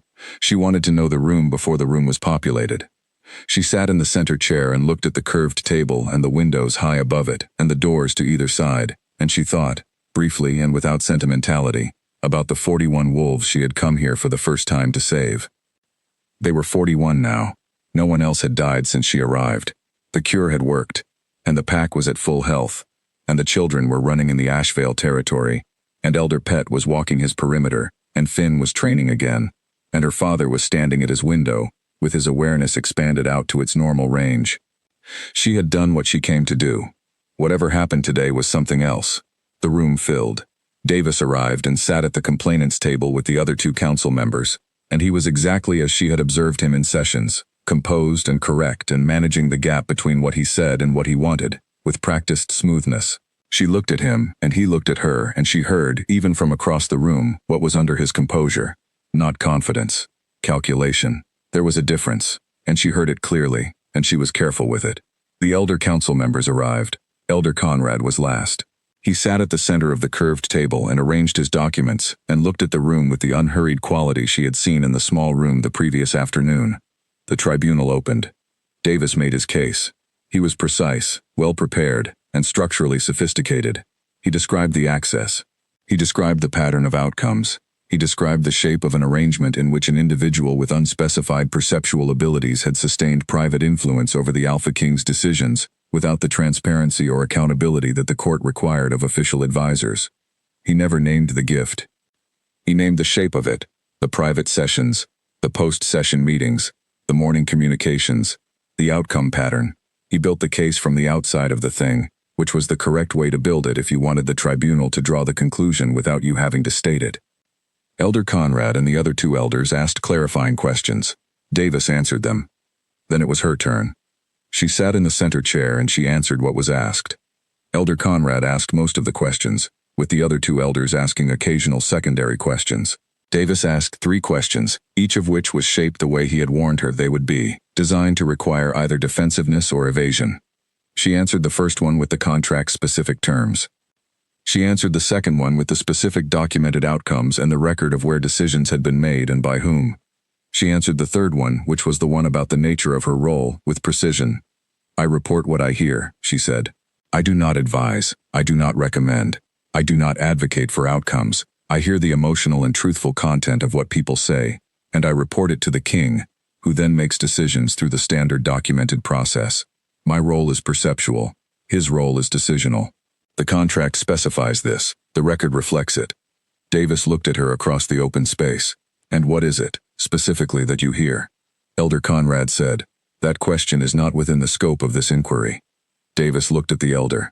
"With respect, the nature of the ability is central to assessing whether—" "The complaint does not contest the existence of the ability," Elder Conrad said. "It contests the conduct. The conduct is documented. The perceptual mechanism is private to the individual and is not relevant to whether the documented conduct falls within appropriate bounds." A brief pause. "We will proceed." She heard, from Davis's direction, the specific sound of a door closing on the route he had been intending to take. It went on for 2 more hours. Questions, answers, clarifications, the 3 elders conferring quietly between themselves on several points. She answered everything directly. She did not volunteer what was not asked. Once, when a question was genuinely unfair in its framing, she said so and reframed it, precisely and without agitation, and Elder Conrad nodded once.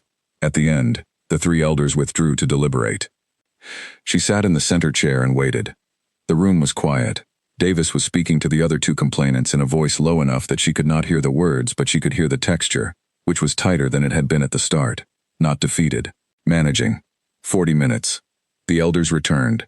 Elder Conrad read the finding. The complaint was dismissed.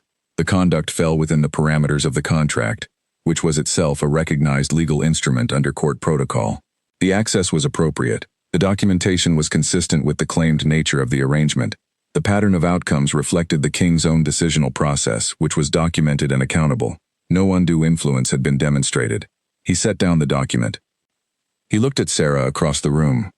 "The tribunal is closed," he said. She walked out of the council chamber. In the corridor outside, the stone was the same as always, cold and high and old. She stood in it for a moment, and she breathed, 3 deliberate breaths, because 2 hours of being questioned required the same release as 2 hours of sessions. Petra appeared from the direction of the scheduling office. "Well," Petra said. "Dismissed," Sarah said. Petra's composed expression shifted into something that was not composure, something warmer and more human than she usually allowed through. "Good," she said. It came out the way the king's genuine things came out, flat and simple and completely meant. She went back to the quiet wing. That evening, the morning note pattern delivered something different. Not a morning note, an evening one, left on the desk in the quiet wing, same format, same handwriting. 4 lines. The finding was correct. "I received the full transcript this afternoon. There are decisions ahead I intend to handle better than I handled the 3-week silence. That is not a small promise. I know what it costs to keep." She read it twice. She set it on the desk next to the lamp. She sat for a while and looked out at the night courtyard and thought about the things she heard, and the things she did not share, and the things that were hers to hold, and the things that were not. The note was hers. She kept it. She went home the following morning. She did not stay for the remainder of the interval that the complaint had cut short. The contract allowed flexibility on interval length within the total annual count, and she had been present for the tribunal, and the finding was complete, and there was nothing left in the capital that required her presence today. She packed before the sun was fully up, and she went through the quiet wings corridor and through the courtyard, and she stopped in the scheduling office because she had made it a habit to tell Petra when she was leaving. Petra was already at her desk. "You're leaving," Petra said. "Yes. The interval. I'll make up the days in the next one. I want to go home." Petra looked at her. The careful curiosity had been a constant in their months of acquaintance, never resolved, always present. "Is it the tribunal?" "No," Sarah said, and it was true. The tribunal was finished. The finding was correct and documented, and she had learned what she needed to learn from being in that room, and she was not carrying it as a wound. "I just want to go home." She left the capital. The road was familiar in all the ways it had become familiar. The shape of the lowlands, the ridge above Caldwell territory, the rock shelf, the particular quality of the light at the end of the afternoon when the forest began to thicken on either side of the road. She walked it with the ease of someone who had done this enough times that her body knew the route and her mind could be elsewhere. Her mind was elsewhere. She was thinking about the note. She was being precise with herself about what she was doing with the note, which was noting it and holding it, and not doing anything with it that was not within the range of what she had agreed to. She had agreed to 3 months a year. She had agreed to private reports. She had not agreed to anything else, and nothing had been asked of her that went beyond the contract. And she had not offered anything beyond the contract, and the note was within the contract in the sense that it was communication from the king about the nature of their professional arrangement. She was being very careful about that reading. She knew it was not completely accurate. The note was not within the contract. The note was something else, something that sat at the edge of the professional arrangement and pressed slightly against it the way weather pressed against a window, present on the other side of the glass but not yet inside. She had read it twice. She had kept it. She had put it in her pack next to the journal, and she was carrying it home, which was a choice she had made without making it formally. She stopped at the rock shelf for the night. She built the small fire. She ate. She did not take out the journal or the note. She looked at the fire instead, and she thought, seriously and without evasion, about what she wanted. She wanted her pack. That was the first and solidest thing. She wanted Ashevale territory and the trails she knew, and the family she had grown up in, and the particular warmth of a pack that was healthy and present and going about the ordinary business of being alive. She wanted Finn back to full strength and Elder Pet's perimeter walks and the children running in the morning and her father at his window with his awareness expanded. She wanted all of that, and she had it. What she had not expected to also want was harder to name. Not harder to hear, she heard it clearly enough. She had been hearing it since the first morning in the study when she sat across from someone who had not expected her to say what she said and had showed her, in the recalibration of his expression, what it felt like to have genuinely surprised him. She had been hearing it in sessions and in corridors and in the quality of the morning notes and in the way he stood at windows thinking and the way he moved along the edge of tables. She had been hearing it and she had been setting it aside with precision, and she was starting to suspect that the precision was costing more than she had planned for. She put out the fire. She went to sleep. She arrived home in the late afternoon of the following day. She felt the pack before she saw anyone, that warmth in the chest that was the sensation of belonging somewhere. And it was full this time, the full count, the 50 wolves that she counted when she was adding the healthy ones the cure had preserved. 50, more than when she had left the first time. Not a mistake. The pack had grown by 6 wolves in the months she had been making intervals. 3 births, 2 wolves who had petitioned for entry from a dissolved pack in the north, one of Finn's cousins who had been living with another group and had come home when he heard the Ashvale name being said again with weight behind it. The Ashvale name had weight again. She heard that in the voices of the people who came to greet her, the slight quality of confidence that had not been there 6 months ago, the way people moved through the territory with the ease of those who were not worried about whether there would be a territory tomorrow. She had done that. Not alone. She was precise about this too. Gregor had held the pack together during the months of sickness. Caleb had been the one who sat outside Donal's door because he could not go in and could not leave. The healers had worked themselves to exhaustion before the cure arrived. The pack had done the work of being a pack during the hardest months. But she had gone to the capital. She had sat in the entry hall for 6 hours. She had signed the contract and she had done the sessions and she had sat in the tribunal center chair. She had done that. She found her father in the kitchen. The kitchen smelled like coffee and bread and nothing like medicine or broth. And Gregor was at the table with a cup and a map of the territory spread in front of him, the kind of map you consulted when you were thinking about expansion and not when you were thinking about survival. He looked up when she came in. "The tribunal?" he said. "Dismissed," she said. The complaint was without merit. He set down the cup. He looked at her for a long moment with the expression he had when he was assessing something carefully. "Are you all right?" "Yes," she said. "Not what I asked." She sat down across from him. The map was spread between them. Ashvale territory in its familiar shape, the trails and boundaries and landmarks she had known since she was small. She had carried this map in her head through 2 days of road 3 different times now. It would always be the thing she was moving toward. "I'm thinking about something I haven't decided yet," she said. Gregor was quiet. He had the quality of waiting that she had inherited from him. "The arrangement is not just a contract," she said. "It became something else at some point. I'm not certain when. I'm certain it's not a problem, or it's not a problem yet, or it won't become a problem as long as I'm precise about what it is and what it isn't." "And what is it?" She thought about the note in her pack, the 4 lines, the thing she had read twice and kept. "Something I haven't named yet," she said. "I'll name it when I know what it is." Gregor looked at her for another long moment, then he picked up his coffee. "You know what you're doing," he said. "I think so." "I know so," he said. "You've known what you were doing since you were 6 years old and climbed the tree that was too tall for you." She looked at him. Something sat in her chest that was not quite the pack's warmth, and was not quite something else. The overlap of the two. "I came down safely," she said. "You always come down safely," he said.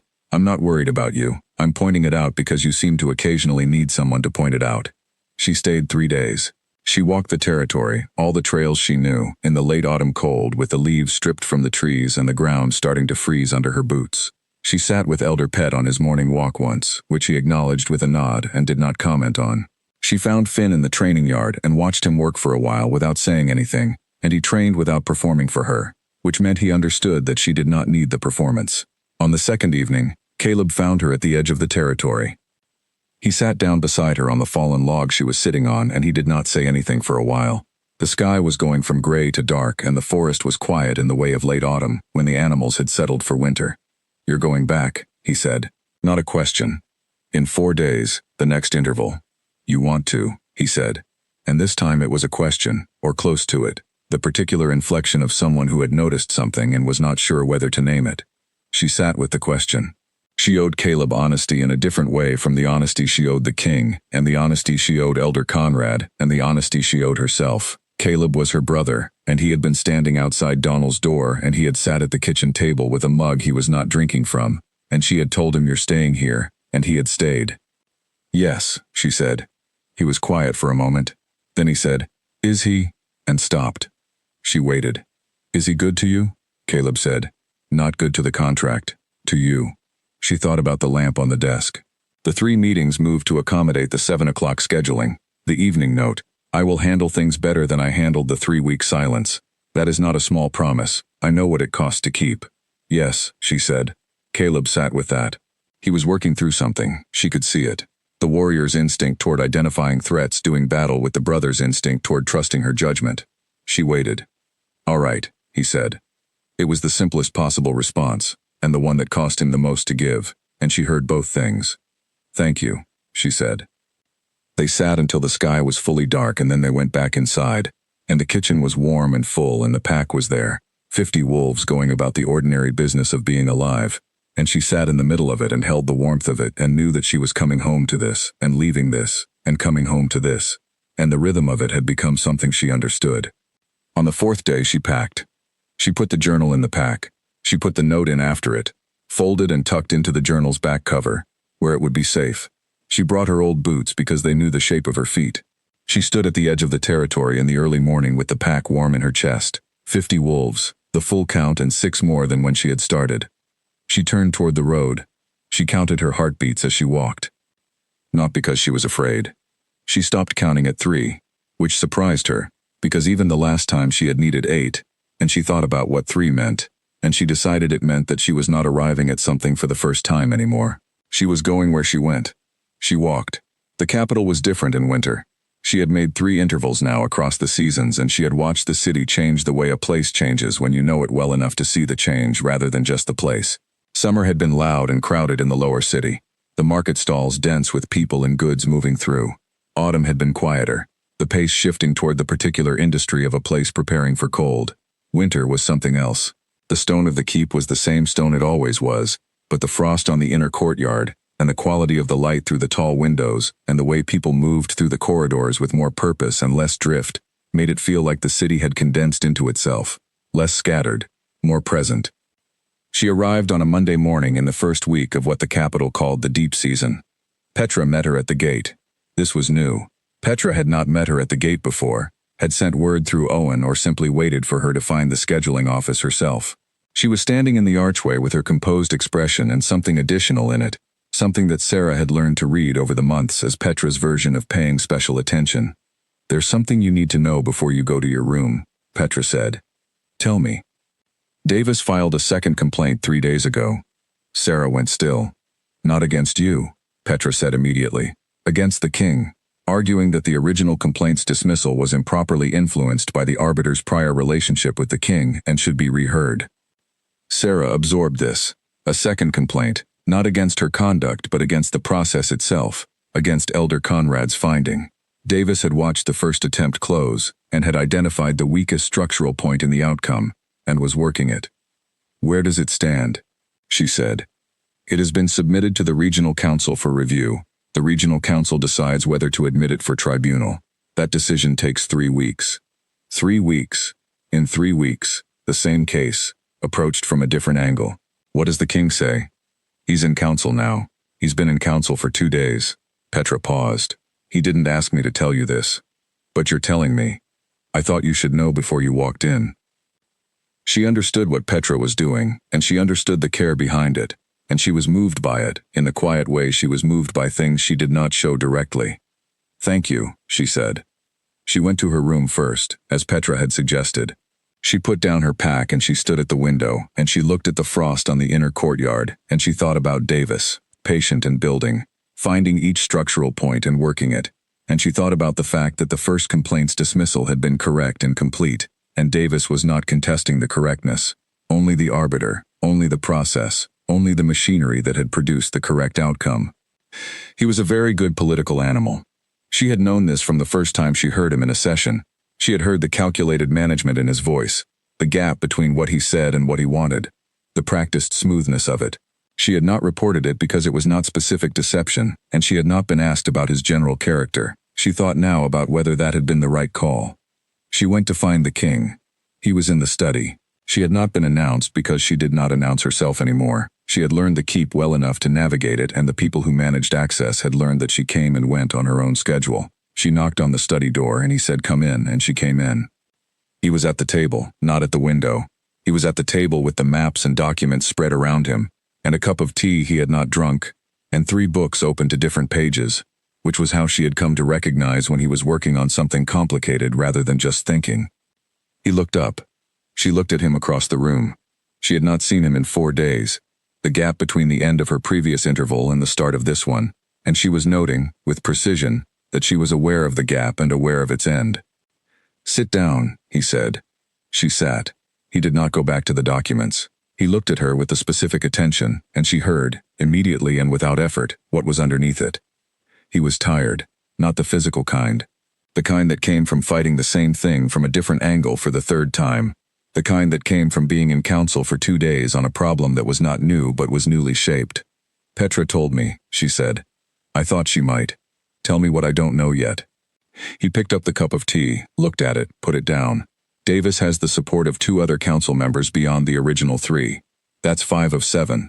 He doesn't have a majority on the actual decision-making body, but he has enough voices to make the regional council take the petition seriously." "Who is he working for?" she said. The king looked at her. A pause, not long. The pause of someone who has wondered whether someone else would ask the same question they have been asking themselves. "Not himself," she said. "He's managing an obligation, the same way the Eastern representative was managing an obligation in the territorial tribunal. He has something he owes to someone, and this is the payment." "Yes," the king said. "I've been trying to identify the source for 6 weeks. You didn't tell me that either." "No," he said it with the flat, clean acknowledgement she had come to recognize as his version of admitting something without elaboration. "I didn't. I was handling it." "We talked about this," she said. "We did. I'm handling it better than I handled the 3-week silence. I'm handling it faster. I'm telling you now, at the start of the interval, rather than after the fact." He looked at her steadily. "But I'm also telling you that some of what I manage is mine to manage. I'm not going to bring every pending political problem to you as it develops. That's not the arrangement." She sat with that. He was right, and he was also doing the thing he did, the careful, precise management of what he shared and what he held, and she understood it, and she also found it, sitting in front of her right now, the thing she found most difficult about being in this room. "I know something," she said. He waited. "About Davis. About what he sounds like in sessions. The quality I've heard across 3 different cases in the last 6 months. I didn't report it because it wasn't specific deception. It was general management of information, which every council member does to some extent. But there's a pattern in it, and I've been holding the pattern because I wasn't sure what to do with it." He looked at her carefully. "Tell me," she told him. Everything she had heard across 3 sessions, the specific quality of what Davis was managing, the texture of it, the difference between the calculated management and the ordinary professional management, the thing she had named as obligation before she knew anything about a second complaint or a political source. He listened with the complete attention he gave to information he needed, and she heard, underneath his listening, the connection being made, the map of what he knew, aligning with what she was giving him. "The Eastern Territories," he said. "There's an alpha there named Leonard. He's been managing a boundary dispute with a northern pack for 4 years. Davis is from the Eastern Territories originally. He and Leonard have a relationship that predates both their current positions." She thought about the Eastern representative from the territorial tribunal. Not the same person, but the same region, the same texture. "Leonard has something to gain from my arrangement being dismantled," the king said. It was not quite a question. "I can't tell you that. I can tell you what I heard." "I know," he said. "What you heard is enough." He stood up. He came around the table, and he stood at the window. Not the usual thinking posture, something more active, more directed. She remained sitting. "If I address Leonard directly," he said, "Davis loses his backing. Without the backing, the petition to the regional council loses its political weight. It may still be reviewed, but it will be reviewed on its merits, and on its merits the argument is thin." "Yes," she said. "I can address Leonard on the boundary dispute. Resolve it through the formal process, remove his interest in disrupting the court's current arrangements." He turned from the window. I need to know whether Leonard will receive this honestly. You're going to arrange a meeting, she said. This week. She understood what he was asking. He was arranging a meeting, and he wanted her in it, and this was what the contract was for. This was the original shape of the arrangement. This was what she had agreed to. Tell me when, she said. The meeting with Leonard was 2 days later. It was in the large session chamber, which felt appropriate given the history of that room from her perspective. Leonard was a compact man about 50, with the particular quality of someone who was very good at managing his own presentation, and knew he was being read. She sat at the end of the table, to the left of the king's chair. She listened. The session was 3 hours. Leonard's account of the boundary dispute was detailed and partly accurate, and substantially shaped by what was useful to him.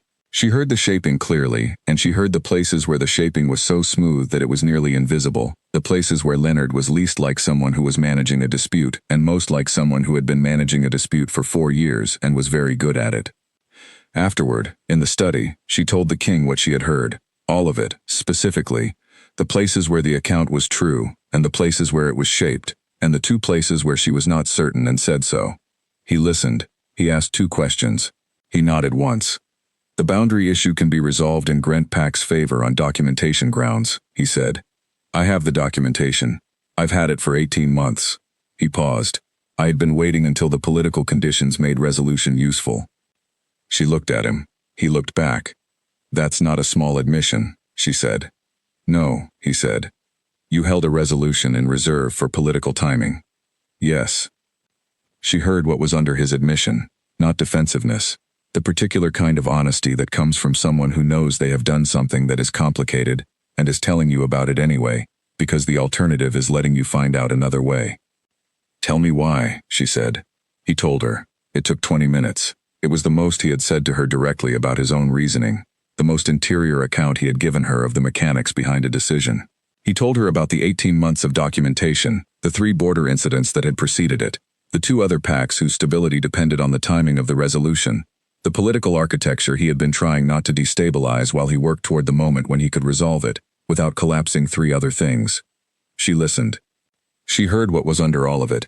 Someone who had learned, at considerable cost over 11 years of being king, to manage large connected systems by holding pieces in reserve until the connections made sense, and who found that method effective, and also found it lonely, because the holding in reserve meant that no one in his court knew enough of the full picture to understand any individual decision he made.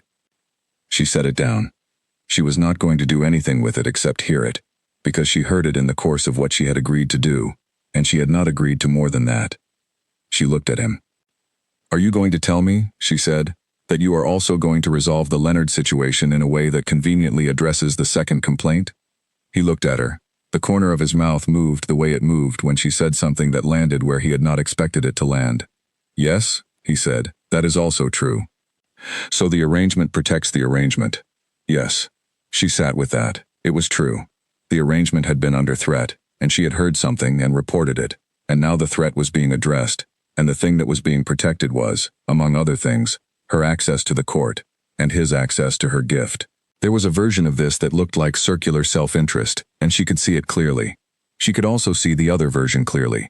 Leonard's border dispute was genuine, and the resolution was documented, and Grant Pak's claim was legitimate. Davis's complaint was structurally thin. Elder Conrad's finding had been correct. The work she had done in 6 months of sessions had been documented and transparent, and within the contract's scope. Both versions were true. That was the actual fact of it. I need to tell you something, she said. He waited. I'm not going to spend the rest of this arrangement trying to determine whether what you do with what I give you is purely about justice or also partly about protecting the things you want to protect. That's not a question I can answer from where I sit, and it's not a question the contract asks me to answer. She looked at him steadily. What I can do is hear whether you mean what you say, and you mean what you say. That's what I know. He looked at her across the table. The study was winter quiet around them, the courtyard frost outside the tall windows, the maps and documents spread between them, the untouched cup of tea. Yes, he said. I mean what I say. She heard what was under it. She heard all of it. The 11 years, the 7 fewer wolves who had been problems, the management of large connected systems, the holding in reserve, the loneliness of knowing more than anyone in the room, the lamp on the desk in the quiet wing, the 3 meetings moved, the 3-week silence and the acknowledgement of it, the note that said, I know what it costs. She heard all of it, and she said it gently in the place where she put things she was not ready to do anything with yet. Then she said, "Tell me what else is on the table." He looked at the spread of documents. The Eastern Territories boundary resolution, a shipping rights dispute on the southern coast, and a formal request from the Lorne Alpha to discuss their pack census. He picked up the top document and slid it across the maps toward her. "And I want to tell you something before we begin." She waited. "When the year's intervals are done," he said, "and you go home for the long winter, I intend to ask whether you would consider a different arrangement, not instead of this one. In addition to it," he held her gaze across the maps, "I want to tell you now, so that you have time to decide without pressure, and without me being the one in front of you when you decide." She looked at him. She heard what was under it. She heard the careful management of the offer, the deliberate distance he was building between the asking and the deciding, the restraint of someone who understood that closing the gap too fast was the kind of mistake he had learned not to make. She heard that the question he was not yet asking was one he had been not asking for some time. She heard that he meant this the way he meant everything, completely. She picked up the document he had slid across the table. "Tell me about the Eastern Territories boundary," she said. He told her. They worked through the afternoon, through the winter light shortening in the tall windows, and the lamp on the sideboard coming into use, and the documents moving across the maps as they were addressed and set aside. She listened and heard and reported, and he received and decided, and she kept a note in the back of her attention of the thing he had said, the question he had not asked yet, the additional arrangement. She was not going to decide today. She was going to go home at the end of this interval and walk the trails in the winter cold and sit in the kitchen with her father and eat Finn's mother's bread and watch Elder Pet cross the yard in the early morning, and she was going to feel the warmth of 50 wolves and count them the way she always counted them and know that they were there. She was going to do all of that. And then she was going to decide. She already knew what she was going to decide. She was precise about this. She already knew. She had known it for some time. Not in the way of certainty that came from analysis, but in the quieter way of certainty that came from listening, from having listened to this specific person across 6 months and 3 intervals and 1 tribunal and 1 note and uncountable morning communications, and having heard, every time, underneath everything, the truth. She was going to say yes. But she was going to go home first. She was going to hold the warmth of the pack in her chest, and she was going to walk the trails, and she was going to take her time. Because taking her time was not the same as not knowing. It was the proof that she knew, that she was secure enough in the knowing to not rush. She worked through the remaining documents. She stayed until the light was fully gone and Owen appeared to light the lamps in the corridor. She said good evening. She went back to the quiet wing. The lamp was on the desk. She sat at the desk and she looked at the lamp and she took the journal out of her pack and she took the note from its back cover and she laid them both on the desk beside the lamp and she looked at the 3 of them, the old journal and the new note, and the lamp that had simply become hers. She was going to go home in 9 days. She was going to count 50 wolves in the territory and walk every trail and sit in the warm kitchen. And then she was going to come back. Not because of the contract. Because she was choosing to. She put the journal and the note away. She looked out at the dark winter courtyard, the frost catching the light from the room, and she was aware of the pack warm at a distance in her chest, the sensation of belonging somewhere she was not at the moment. And she was aware also of this room and this building, and the particular accumulated weight of it, the warmth of a different kind, the kind that built over time from many small things that were each unremarkable and together were not. She did not name it. She was not ready to name it yet. But she felt it, clearly and without performance, in the quiet wing of the keep of the Alpha King on a winter night, with the lamp on the desk and the frost in the courtyard, and 9 days until she went home and the rest of the year ahead of her, which was also the rest of her life, in which she was going to choose, repeatedly and with full awareness of the choice, where she went and what she did when she got there. She slept well.